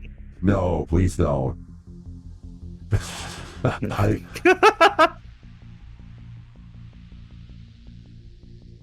you just shouldn't, like, don't be an idiot, my guy.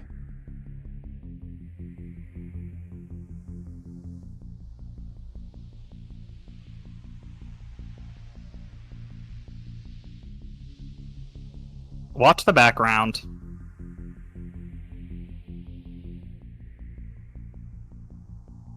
Oh. Oops. Oh, wait. Played out exactly as she said. Yeah. Wrong Right, person. It doesn't auto-compress the garbage in there? Like, is it gonna crush her? We'll see. No, good. Damn, good that on the- motherfucker is fast. Yeah, good on the brother. Eric got like, some speed he's- to him. Yeah, good on the brother. Like, he sees the sister in trouble. He's like, whoa, all right, no, you're not. Oh, yeah, it does auto-compress it. Yeah, some garbage trucks will auto-crush the garbage as they drive to open up more space. Some don't. Oh, no. Tinder, Damn. of course.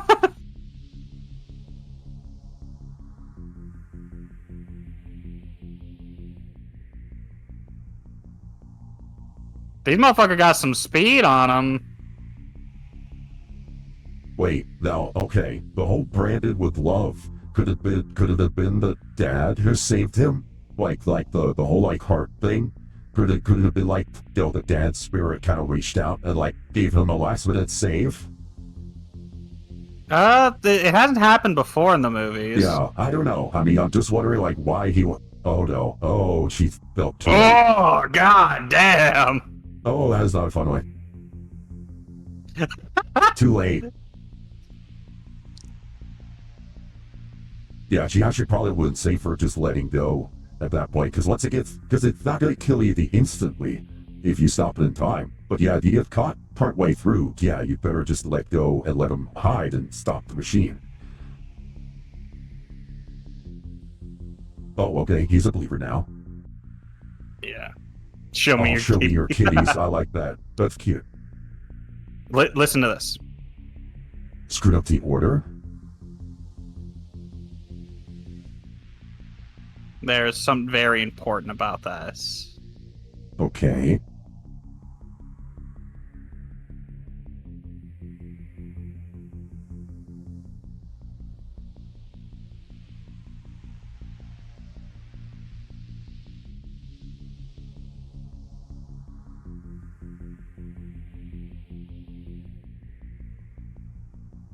Oh. And there it is. So he's not on the hook. He's not on the list. Okay. Same with the mom. All right.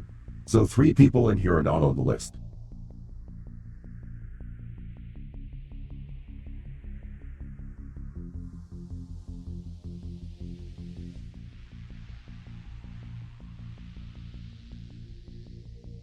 Oh.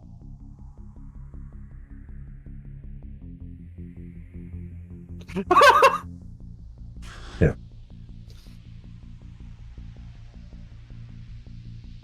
Has Fury Fenbury been set up before? Has he been mentioned? God, no wonder why I always wanted to play catch. Oh. That was fucking great.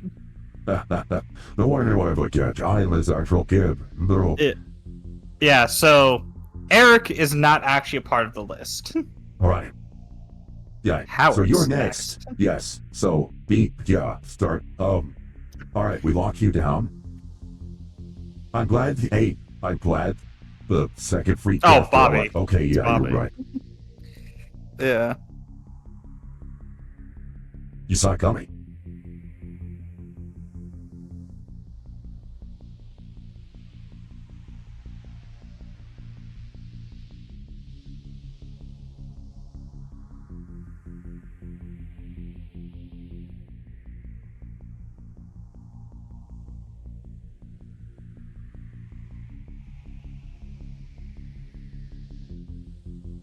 I'm surprised the dad's still skeptic. I mean, I guess because I guess It I mean, doesn't explains why directly they're divorced. affect him. Right. Yeah. Oh, now she's flipped over to being a believer as well. Okay, well, good. Okay, now the mom is making sense. Now the dad's the idiot. Now, although from his perspective, she's traumatizing the kids, but like, I don't know, man. You've seen like 3 crazy deaths now, because presumably you like you've been told 3 crazy deaths. You've been told this belief and stuff. I don't know. Even if I'm, I mean, you outsider, I'm witnessed like, one, and then you Yeah. saw a fucking second. yeah. But So the I'm second like, one does happen. yeah. Well, the grandmom's death counts as a freak accident too. I mean, with the the way, I mean, obviously, presumably she told them how it happened, and like that's a freak accident.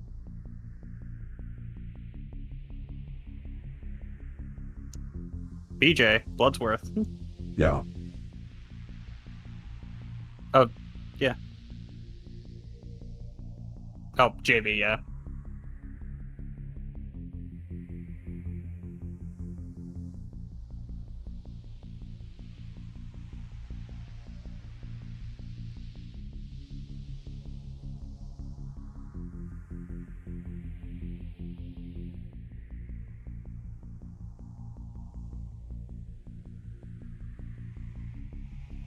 So Clear River actually was a character, and for the longest time people thought it was pronounced Claire, but in fact it's Oh. actually pronounced Clear.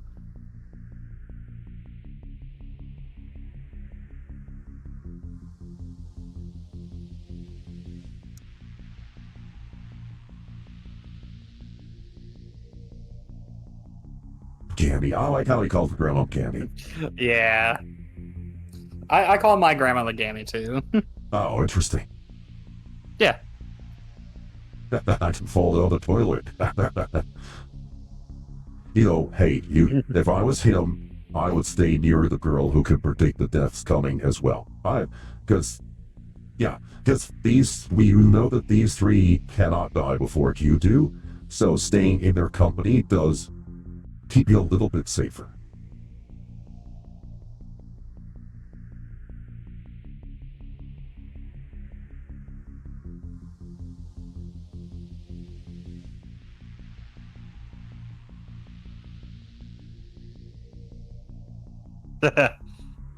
He still cares about his brother, even though they're not Yeah. biological. I like that. But that's just...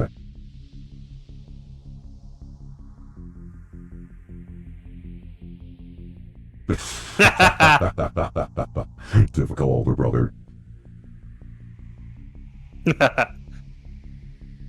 But Eric is genuinely worried about his brother. Also smart, because Eric knows that he's not on the list. So I think he definitely believes it now. And he knows he's not on the list, so yeah. Because death's not going to I mean, it's kill him also all the at once. case, like, he's It has to definitely follow the wrestling with order. the fact that Bobby isn't his brother, but he still loves him. I like that. Oh, he's a half brother at least, same mom. So there is that. But yeah, the dad he loved isn't his biological dad, but his dad was good. He was raised well, and it's worth something. I like the character. I don't hate any of the characters in this. That's the other thing too. A lot of horror movies have problem with unlikable characters. There's no unlike. There's human characters. They're flawed, but none of them really push it to like, oh god, I want this person to die. Other than like the kid who threw the penny. That kid was insufferable. Yeah, but he got what was coming to him. Yeah. Yeah, no, it's the case of the reason a horror movie works is because you don't want the characters to die. That's what gives you the fear. You want them to live. Right, If you make everybody insufferable douchebag, yeah, I'm gonna be rooting on Jason or Michael or fucking Freddy to kill him. Yeah, exactly. Yeah. That's a problem a lot of horror movies have in current day because so many writers, I've mentioned this before, because so many Hollywood writers don't understand the human condition. and they had their head up their own butts so much, they end up writing these narcissistic sociopathic characters who they see this as normal human behavior, but we see it as, oh my god, this is a jerk, I just want him to die. And so they become electable. Here, no, these writers, it's pretty good. It's pretty good. Yeah, you know, right, because you know that death won't kill them all at once. And you know that Eric is not on the list at all. So he's not going to get any special whoopie deaths. So he's going to The only reason death would do a group death would be if the person who's meant to die first dies, then the next person dies after. Right, exactly. But with Eric there, death is not going to claim Eric. So that's so that gives you a little bit of insurance when you're driving around and stuff. Here we go. And here he is. Yay. Yeah, presumably he's the kid.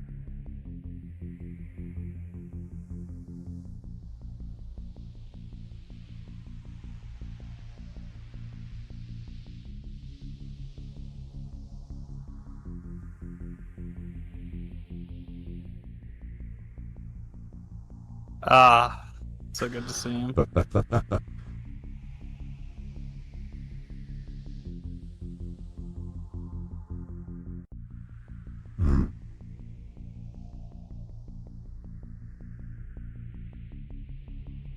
You can really see how the cancer has been treating him. Man, yeah. He was a very, full body muscular dude. Yeah, Okay. If you look back at him as the Candyman compared to now, you can see. Yeah. Hey, that's I called it. Not bad. That is the same character. I like that. I like how they make him a survivor now. That really, by the way, that redoes the first several movies, because him as the advisor, it's because Iris essentially trained him. His communication with Iris, that's how he knows how it works, is thanks to Iris. Yeah.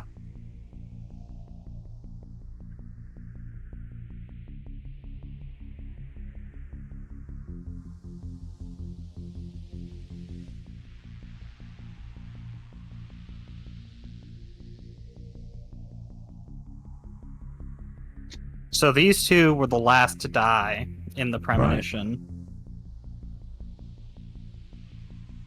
Oh, he's the one who diagnosed her with the cancer. Okay, that makes sense. Yep. Because obviously he can come over and see her because he won't die.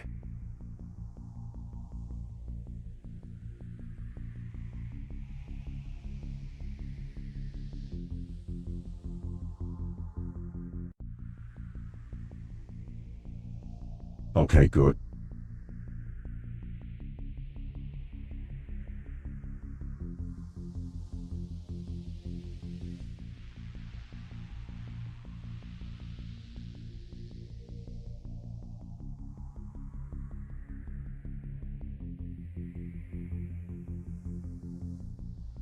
Okay, this is the reference what we've been talking about.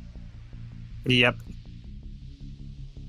Breathing life back into the cycle.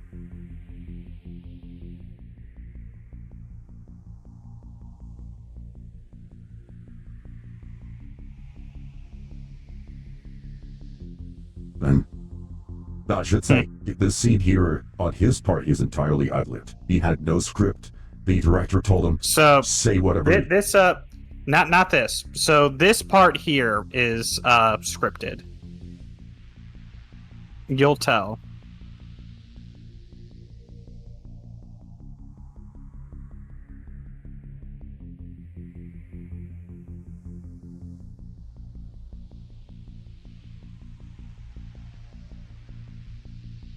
I think here it comes. No.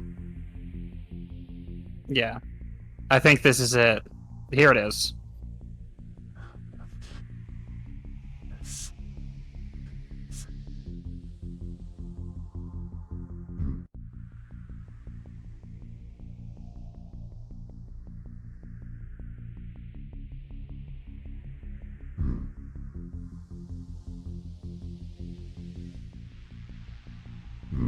So that final part there is what Okay. was That was the ad-lib. ad-libbed. Okay. That's... Oh, okay. That was his send-off to the fans. I like that. That was really good. Enjoy every single second. And it ties into the theme of the movie, and it's just a really good way. I like that. And you could tell, like, by his expression, like he knew that was it. That's really nice. They even changed the music to have a bit of an uplifting tone, too. Yeah.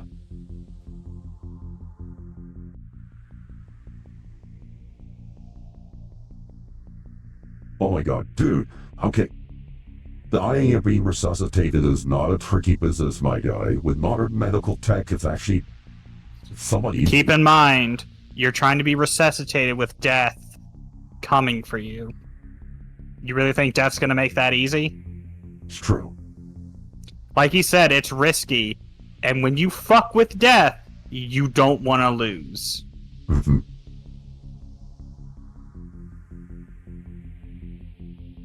Yeah, but that final scene, it was great. And I liked how That they was had good. it with him exiting as well.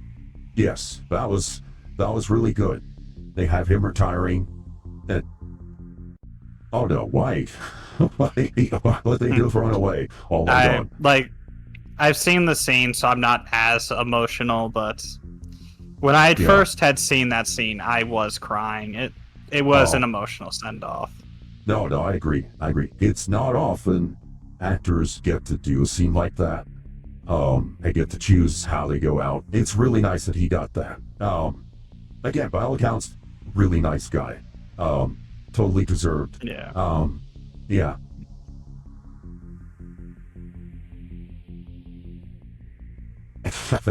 No killing paintings.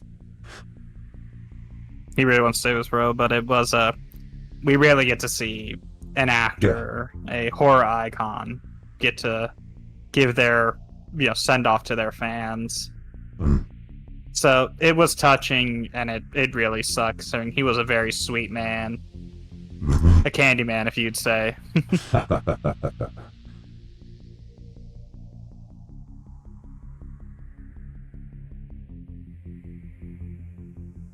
Oh my god, this is a stupid way. Alright. No. What'd you do? Okay, shot him with a defibrillator. Stop his heart. Or drown him. Like put him in salt water, ice water. Give him an ice water bath. Yeah, you gotta think about it. They're not experts in this. True. I mean, Ari's a good dude, but he's not the smartest one in there. So, They're trying to work off of what information they got. yeah. I like how they're getting Reese's cups too. I do also like how Eric is like, I'm gonna save my brother. Ouch. Yeah, Eric is determined. Yeah.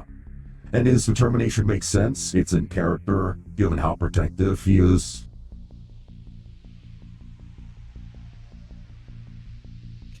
And this plays into a bit of the fear of the vending machine falling. Yeah. Well, Ooh. oh, that's not good either. Reese's cups.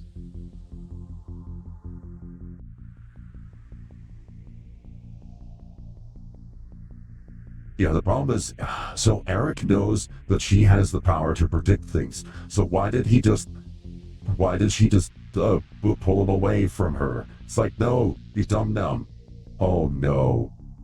Well, That's a keep in mind, magnet. she's saying that they're just fucked. He's going off panic mode, like, I gotta save my bro, he's going to fucking die. I mean, okay, yeah, all right. Again, they're not perfect. They are human. They're reacting in human ways. He was told if he can revive his brother after he dies, he can save everybody. So yeah, it makes sense. So he can save his bro, and he can save everybody else. Mm-hmm. That's a giant Yeah, MRI magnet, my machine guy. starting up. Yeah, that's a giant magnet. Make sure you remove all your metal.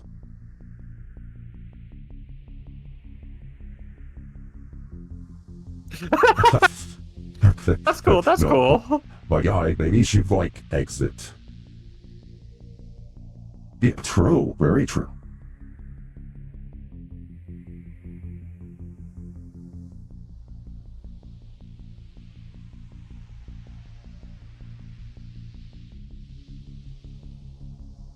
Damn. Oh, teeth. Uh-huh. Phones, piercings.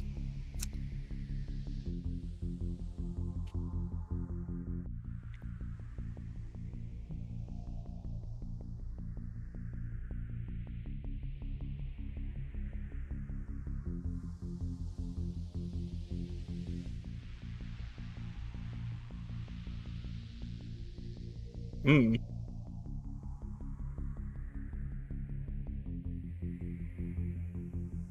True. Yeah. He's He got it. desperate. Not I a don't terrible blame idea. him. Eat it. He wants to God. save his bro. Yeah. And he's pushy. We've seen that.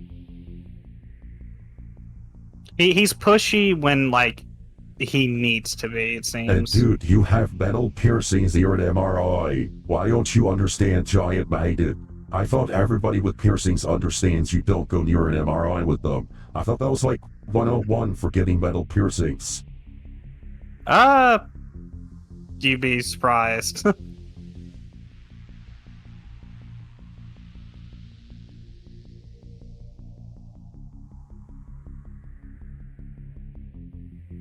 I think he also has survivor's guilt because, you know, his dad and his sister are both dead. And he couldn't do anything. Yeah.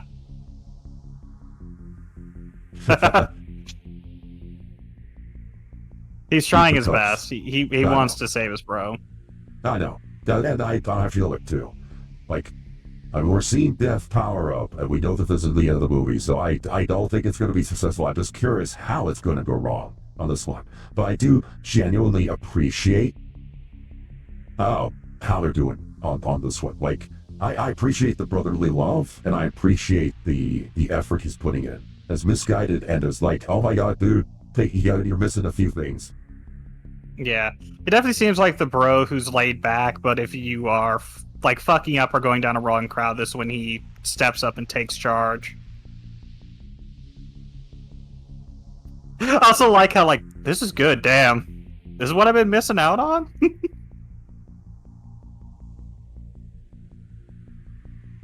Oh, he's not allergic to peanuts anymore. Oh, shit, Wait. that's a funny twist. Okay. Hey, guess what? Your peanut No, he allergy's is. gone. Oh.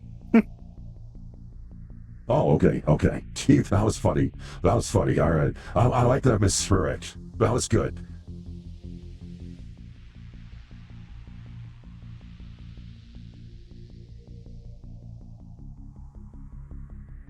He's trying his look- best to be reassuring. Also, why isn't Bob... Okay, also, why is Bobby bouncing around? He knows the plan. Why is he acting desperate? Like... Keep in mind, even though you know part of the plan, keep in mind, you're dying. Let's be real. If you're suffocating to death, you're gonna start trying to fight back because the lizard brain kicks in. Right. Dude, how? Yeah. Again. Oh, shit. Oh, the nipple piercings. I don't know. Ow. Oh. Yeah, that. Oh, it's. Oh, no. You had one of those dick, too. Oh, that's unfortunate.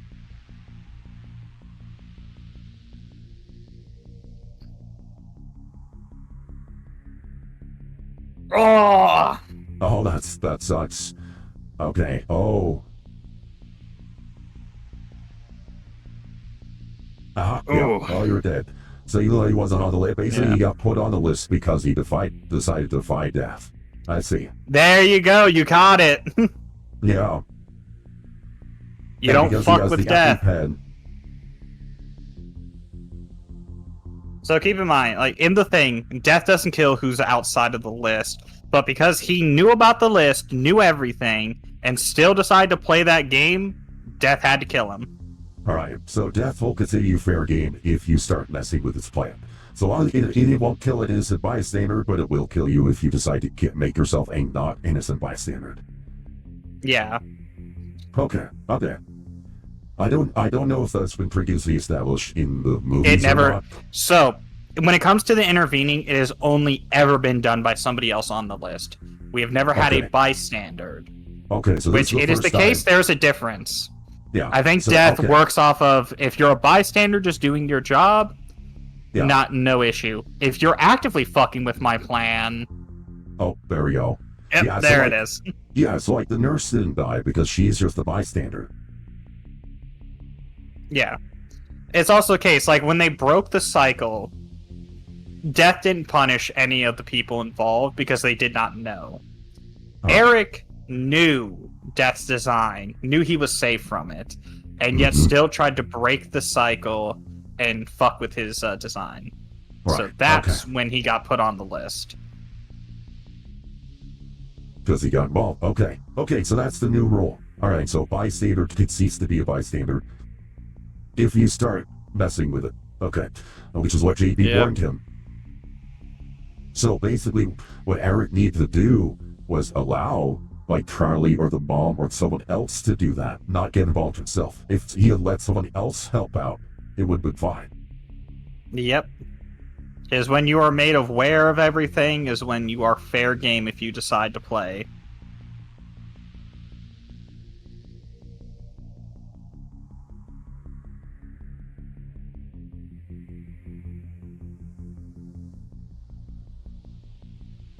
Until Death decides to have a tornado pick up an empty trailer and yeet it into the fucking house.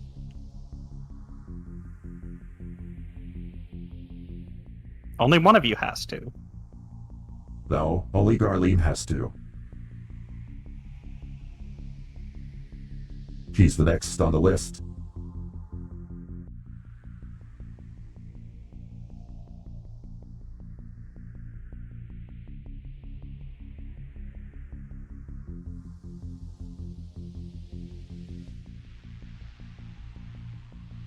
That's also valid. Yeah. You could also now, presumably, you could ask the aunt, the sister-in-law. You could ask the sister-in-law to drive the mom there too, because you know that the sister-in-law is not on the list, so she can drive. Keep in mind, it doesn't matter who's driving. Death's going to get his play. And it's also the case the sister-in-law then may put a target on her back. True. It's just you reduce the odds of collateral damage is all when you have someone not on the list on there. But I wouldn't say that. Hey, there's the log truck. Yeah, hey, we got the log truck. Yeah. The log truck is also a go-to of the franchise. I love how the log truck is a character. Actually, traumatized the generation for a while. And then, no. Okay, I will drive. Okay. Now, you know what the big reason Death does all this, right? It's because Isekai. Death needs to hit all the Isekai quotients. He's sending all these people into another fantasy world. And there's the Nan. Oh. Lucky day she found a penny. Yeah. All good for her. Yeah, but I think it's the case of I don't think it would reduce collateral damage. If that's going to kill them in that RV, it's going to kill them. Because Death can do something and let you survive through, freak means. Yeah. That's true. I'm just thinking in terms of, reduction of probability. Yeah. But see, since Death has access to, 0.0001% of is killing you. And Death has went ahead and turned that into a bit of a death trap. You better speedrun getting the fuck in there. Well, presumably one of you has the key, right? Right? No, remember, that was automatic. Well, there's a gate code or something. One would think, Well, the gate phone was for her to talk to you. Remember, she had to open the gate from inside with automatic doors. Yeah, no. It's the case you're not meant to get in there unless they want you in. Now, again, what the big thing I also like about this is the idea of, sacrifice. The grandmom sacrificed herself for her kids by staying in the bunker, tried to teach them, got a little paranoid, that's fine. The mom willing to sacrifice herself for her kids so they can have a life. That's really genuinely fascinating. And I think I know what they're setting up to with this as well. I can guess the ending. I won't say it, but I can guess the ending here that they're going to go for. Oh no.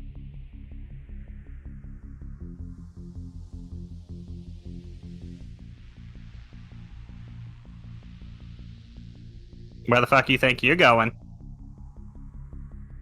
But she's not next. We know that. Yeah, but everybody's together.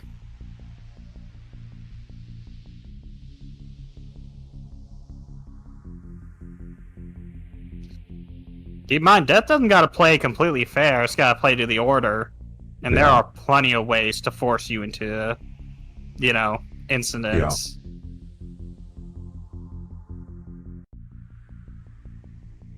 Just don't stand there, lady. Oh no.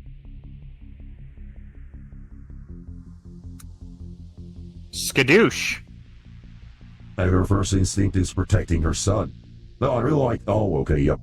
Mom dead. Now we flip this over. That'll drown her. Right, I see how it's going. Charlie's still alive. And that's fine. He's the last one then. Alright, you can see how Death's plan is going. Yep. Now, here's the other trick. If she drowns to death, though, and he resuscitates her, that counts. Okay, so this isn't going to go the way I thought it was. Yeah, Mom's dead, so... Yeah, you're fine. It's your sister. How Death is just queuing up. It's like, alright, I got you pinned. Here, hold this for a sec. I'll get to you once your sister's dead, kiddo. Hold it. Oh no, the mom's still alive. Okay. I thought I killed you, bitch! And she's out Mama Bear strength going too. Nice. I like that. Yeah, this really would have been helped if the dad was here. I really don't like the fact that the dad just abandoned them. I think that's unfortunate.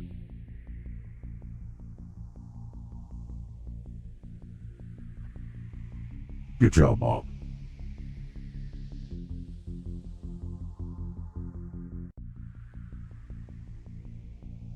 Yeah, the mom knows. Oh, well, that wasn't very long at all. Oh. That's like, motherfucker, I thought I killed you. Let's go and fix that. Yeah, let's try that again. I love Death with the sense of humor. Yeah.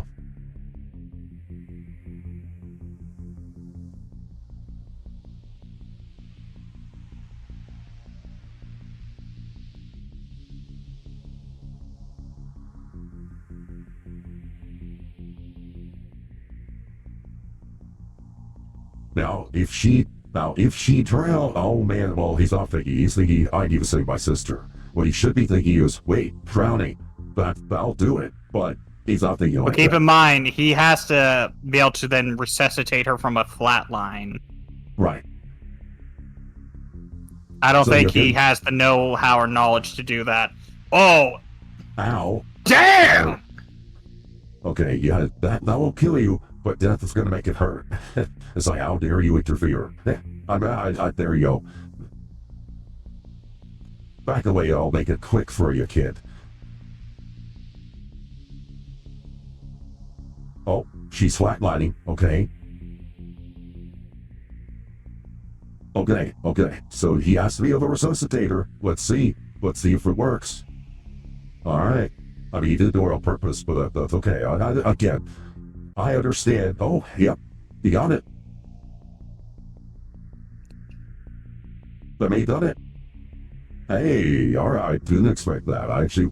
So what I was expecting is the mom would die as they went to the cabin, and that she would lock herself away. And so the sister would then lock herself away so the brother could live a normal life. That's what I was expecting to have happen. Yeah, nope. No, okay, well, there you go. That's a clean break then. Yeah. Yeah, the Yeah, junior yeah, lifeguard stuff came in handy. Yeah, that's right. They set that up earlier. Right, I just realized that. Hey, nice foreshadowing movie. Good writing. You told us he had the skills to do that. Good.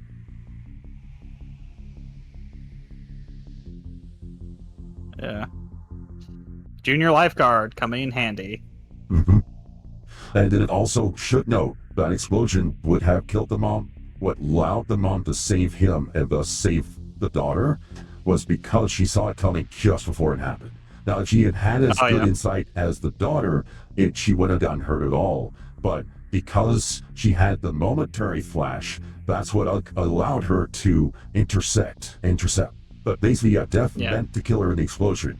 And then she ended up taking the pole that was meant for her son. Because Death was like, well, I have to kill you now before the other one drowns. Damn it. And so I don't think the bumps her pole was off. meant for her son. He was probably going to burn and be crushed to death after the sister drowned. And just was like, okay, cut the fucking pole, die, bitch. I'm gonna make sure this time it goes through. Right, yeah.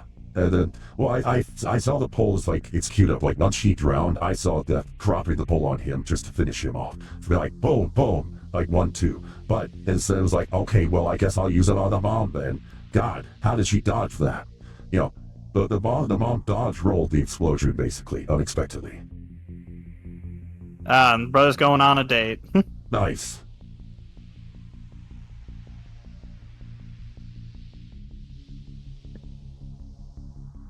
Yeah, I would say the aunt has it the worst, because she lost all of her kids, including the one she didn't think she was going to lose. So, oof. Yeah.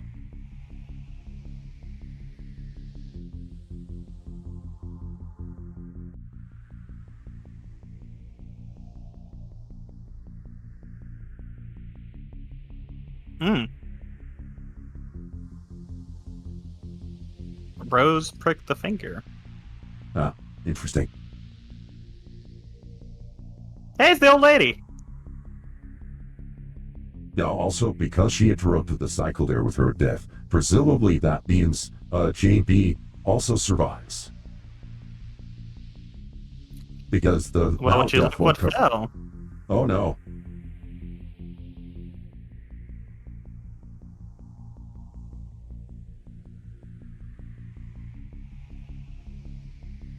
That is a strong ass penny. Yeah, well, that penny's getting crushed. Well, that was, look, that penny was made in America. Oh, and a red car. Oh.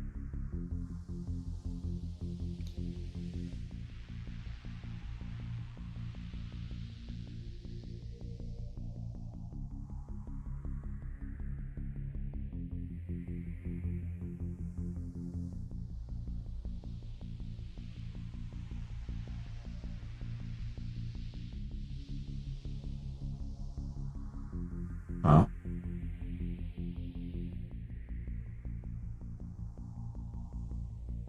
Oh, okay. Now it's calling a question is what you said There's the when you're kicker. actually dead. I like that. Okay. That, you know what? That's funny. Yeah. And there's the song. Yeah.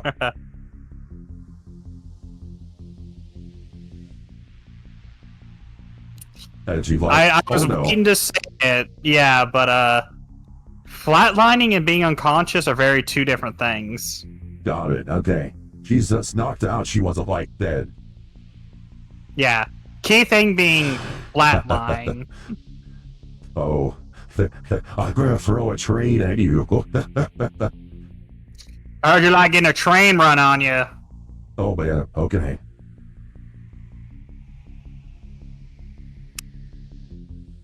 Maybe you should still keep running. Oh, Launch, motherfucker! oh, there we go. The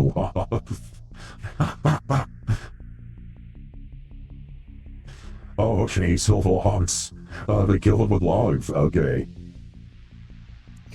There it is, baby! Oh, I see. Also, here's the Easter egg thing you were talking about with the Oh, I see. Okay, so this is the part where you find out about like the pickpocket thing and all that. Potentially. We'll see. It was in one of, it's either this scene or like the earlier one. Right. Okay. Yeah, like if trains are going up, I'm going to keep running because I'm like, well, what if they were carrying gas? You know, oh, water park. Okay. Catastrophe. So it's showing how each yeah. of them died. I see. I see. It's showing the catastrophes that followed them. We're some industrial math. Okay. Yeah, so death is just isekai people all over the place. Oh, school buses. Ouch.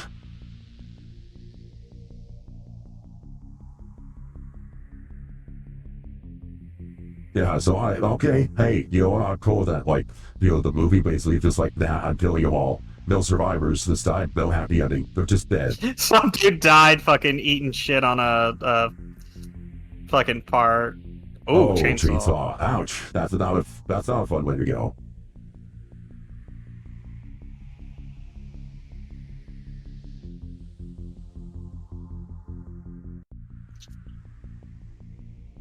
More But yeah, recent so one. yeah. Tony Todd. There we go.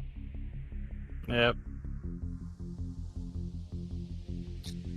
Yeah, I bit my tongue 'cause I wanted to say like, "Oh, we sure she died?" Because she didn't No worries. flatline. No, that was good. That was good. I did get caught off guard by that. That was great. That was great. Yeah, most people don't know that. Yeah, when you drown, drowning is when you die. You're just rendered unconscious, and the key thing was, like he said, she flatlined. That was the key word. And in memory of Tony Todd. Yeah. And actually, it works because in the universe, he is the last one to go. And so that ties into in the real world. That's actually really great, too. It's basically, yeah, because these two die in the movie, so we know he's next. There you go. So that, honestly, that's kind of a send out for him. It's like, yes, he died because these two had to die. You know, why did he pass away? Well, because the other two died. You know, they failed, so he died. There you go. Blame them. But they're dead, so it's fine. I like that. You know what? I think he would be cool with that kind of meta use of his death like that. I think he was totally fine with that. He's the kind of guy with that sense of humor. But that was. I don't think Well, there's not any bad. It's a send off to a series he contributed a lot to. So yeah. in memory. Well, because I remember, I would say like the only thing is I know it's some like the first couple movies. One of the things that was hinted at to a degree was that he was deaf. Like his character was deaf. Like his character was the like connected to the entity that was murdering them. It was kind of implied that in some ways. But this one we find out like no, it's not that he is the deaf. It's that he is one of the ones who was spared and he's being kept alive this entire time. That's why he knows so much. I don't think it's a post credit. I'm just checking. No, there is no post credit scene. Okay. Let's see. So what's a good still? Let's see. Oh, here. I'll go with Tony Todd. Let's see. Oh, okay, here we go. Yeah, Kimberly Corman is the one who survived, right? I think her character is the one that has canonically made it through Final Destination.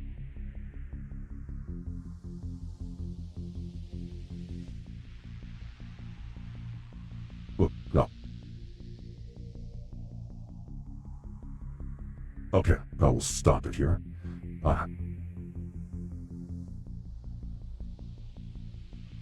There we go. Alright, so we'll stop it here. Alright, so thoughts on the film? Yeah, no, it was good. I enjoyed it, and it was a nice send off to a horror icon. Yeah, same here. I don't have too much there's obviously not a lot of symbolism or themes or anything like that. Most I'd say on a technical level, this is the best Final Destination movie. I say this having not seen 4 or 5, but my understanding, because I've seen other people watch and react to it, I'm saying it's 4 is arguably the worst. I think 4 is usually held as the worst of the lot. 5 is better than 4, and maybe better than 3 and 4, but not necessarily the best. But this is genuinely good. All the characters are likable. I understand all of their motivations, everything that they did. And while I am, of course, yelling, "Don't do that, you silly!" Even as I say that, I understand why they're making it, and all of their actions are consistent with their character, consistent with the intelligence level they have, with the options, the panic, and so on. It's fine. It's excusable as yeah, this guy was reacting. The kills are really well done. The gore is good. Very, very solid gore content here. Special effects are very nice. Not been happy on the CG. I would like more practical. There are a few practical effects here and there, but I would like more practical over CG. That's just personal preference. But no, I love the grandmom sacrificed herself for the family. But mom doesn't hesitate. Says, "Yep, I gotta lock myself in the shed for the sake of you two. I'm gonna do that because that's what a mom does. That's what a parent does. That's great, And I think again, if it had come down to the sister or the brother, I think the sister would be like, "I'm gonna stay in the cabin. You go live a life, little bro. I'll stay safe. You have a life." I think she would have done that as well. I like how most of the characters come around over time when they should. I love the, Eric's love for his brother, the sense of family here, palpable. They really, for a Hollywood movie, this film gets family. It understands how family works and how family think of each other. You don't get a lot of that in Hollywood these days. Again, this is a horror movie, and it has a better family than that's like non-horror movies. Fascinating to me. The writing is good. The characters are great. Things are set up well. As you pointed out, the life junior lifeguard thing. I actually forgot that until you mentioned it. That was great. I think it reflects well.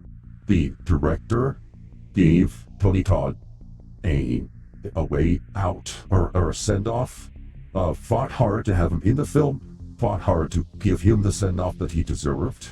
And I think that attention to the detail from the director then also reflected the care and attention that he paid to the rest of the project. This clearly wasn't just a corpo cash grab. The director really loves this property and this concept and wanted to do right by it, and he did. This was really good. I see why this made a lot of money. This was popular. I mean, yeah, if I paid money to see this at theaters, you know what? I got my money's worth. I had a good time. This is a good film. This man, okay. I was only skeptical of it because it's Final Destination, and I always thought them was kind of silly, but this was actually good. It had heart to it, more heart than some of the previous ones. Honestly, even the first one. I put this about the first one easily. The acting is solid, no bad performances. The dialogue is sensible. I think every character, like, again, when Stephanie's going to grandma, and she's like, I'm your granddaughter. Like, that's one of her opening lines. And like, the grandma's getting ready to shut her up, but she's like, I'm your granddaughter. She knows that is the key that's going to get the grandma to open the door. And it works. That was the correct thing to say in that time. No, John. There's no trope of like how the grandma's telling her to go away, and she screws up the line, doesn't say the right thing, the grandma hangs up, and she has to sneak into the base, and be like artificial drama and tension there. No. Like, she says the right thing at the right time, which is good. That's solid, and I like that. So this is a more solidly written movie than some of the other stuff that we've seen. I mean, this is better written than, say, like The Covenant, or let's see, what's another one? So, that really bad Zack Snyder sci-fi one, Atlas or something like that. Atlas Fell. I don't know. Do you remember? The one when we are not seeing part 2 because it's so bad. The one with the girl boss. You know the one I mean, right? I think so. Okay, I have to look it up. Supposedly that was what movie I'm referring to, because it's so bad, even I don't remember the name of it. I'm sorry if I forget the live names lately. I hate it. But I love the fact that, again, the fleshing out of Tony Todd's character that has been one of the series' mysteries, and they deal with it here.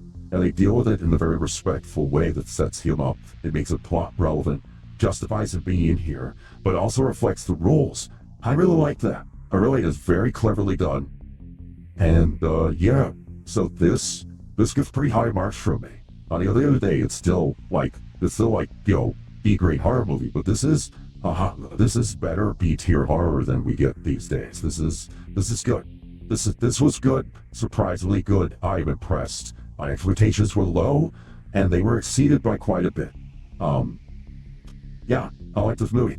I actually genuinely like this movie, and I didn't think I was going to. I really didn't. I was going to be way more harsh on this. So again, when you go back over, like, if you hear me like criticizing the characters, oh, why are you doing this? Why are you doing that? Blah blah blah. Right? Like, understand. I understand the character motivations. That's just me saying what I would do, how I would think, how I would approach it. But I'm not the characters, so it's fine. I always do that with horror movies. That's actually the appeal of horror movies. It's like, oh, how I would get out of this situation. That's how I like to think. But yeah, that was really good. For Tony Todd, I think that was a really good send-off. I am glad that Tony Todd's last movie is of this quality. Because not every actor is that lucky to have a decent film as their last one. Some actors, their last movie is a big, real dog, and Tony Todd didn't get that. That's good.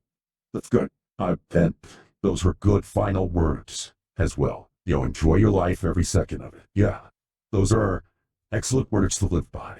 Um, so, oh, any final thoughts about the film, Diesel? No, I'm happy we got to see it. I'm happy that you enjoyed it. Yeah, yeah, I'm impressed. That was really good. Man, I love that final scene where it's just like, yeah, and here goes the log, which is, I'm going back to the classics. Yeah, eat lumber, You can't motherfuckers. you can't beat a classic.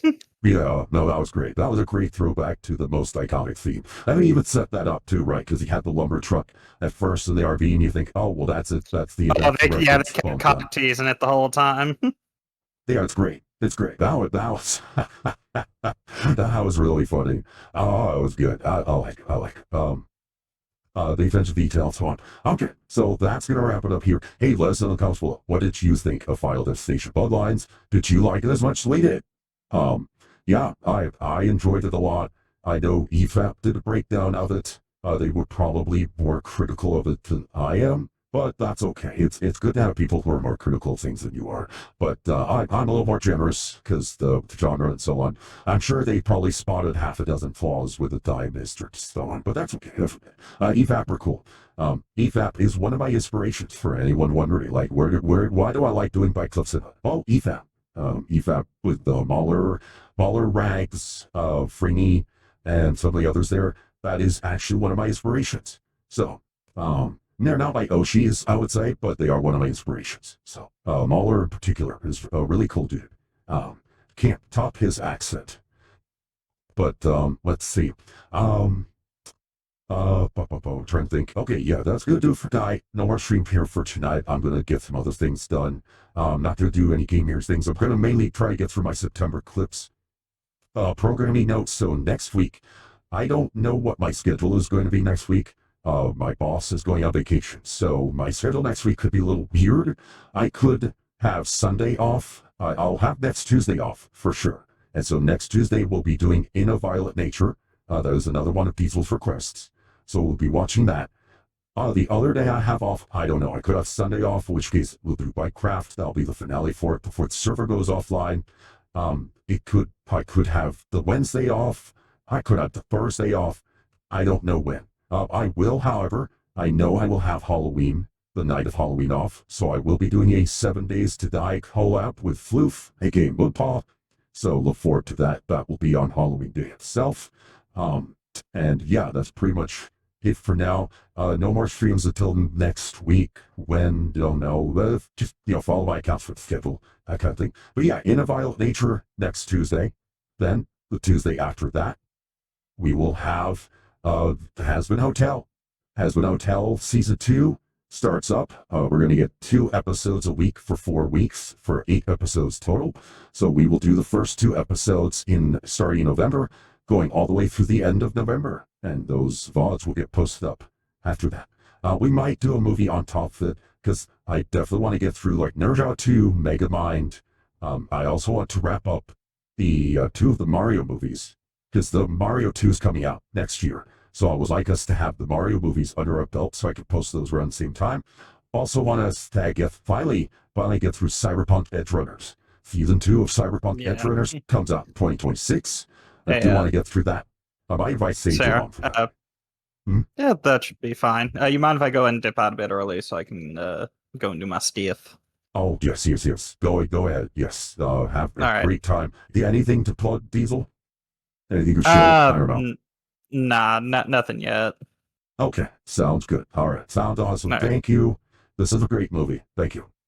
All right, yeah, glad. Hope you'll enjoy In a Violent Nature as well. Should Anyways, I'm not sure released in that one. Yeah. Yeah. All right, I'll catch you around, man. Take it easy. Bye. Okay. Let's see. Yeah, so In a Violent Nature, I am curious about that one. It does look interesting. And then, yeah, Has Been. So Nerja 2, Megamind, Cyberpunk Edge Runners, the 2 Mario movies. These are all on the docket here soon. We'll get through those. Also, of course, we have Blade Runner. We have still at the Blade Runner Final Cut, and then we have Black Lotus, which takes place after the first movie. And then we have 2049, which is, I like it. There's no director's cut for that, just one version. Then there's a new TV show coming out based on it, which, yeah, I haven't heard anything good about it, but we'll sit through it. It's on, yeah. Of course, I have Love, Death, Robots as well, which I also have. So, yeah, we'll get through these one at a time. Got plenty of media to consume. Also, by the way, I haven't determined what Christmas food we're going to watch yet, so I'll feel free to make recommendations. What do you want us to do for Christmas? We've done Die Hard, we've done Gremlins. I don't know. We'll find something else. All right. Thank you all so much. Let's see. So for raiding out here, here, let me go close out. This is Dominic Bytes signing out. When next we meet, may your robot body be fully charged.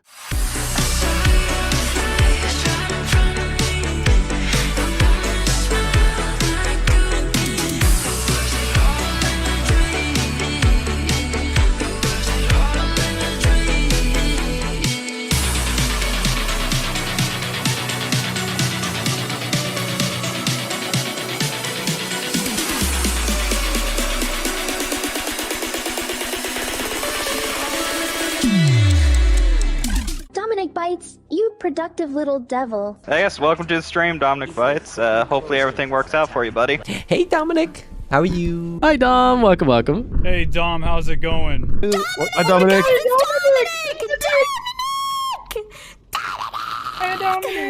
Hi Dominic. Sorry guys, Dominic is you know, a friend of ours. Hey Dominic Bytes, welcome. Welcome on by. Hello Dominic, hello, how you doing? This was made by one of the other staff members in the back, Dominic Bytes. You should check them out. You should hire them on your next session over here at Momo Maid Cafe. Hi there. Hi, Dominic. Hi. How's it going, Dominic? Welcome in. Mwah. Yo, Dominic, how's your day going? Glad you can make it. Dom! Hang on there! Dominic Bytes, thank you. I appreciate the compliment, but it's just my programming doing its job. Dominic Bytes. Oh, it's you. It's almost as if you're trying to impress me with your endurance.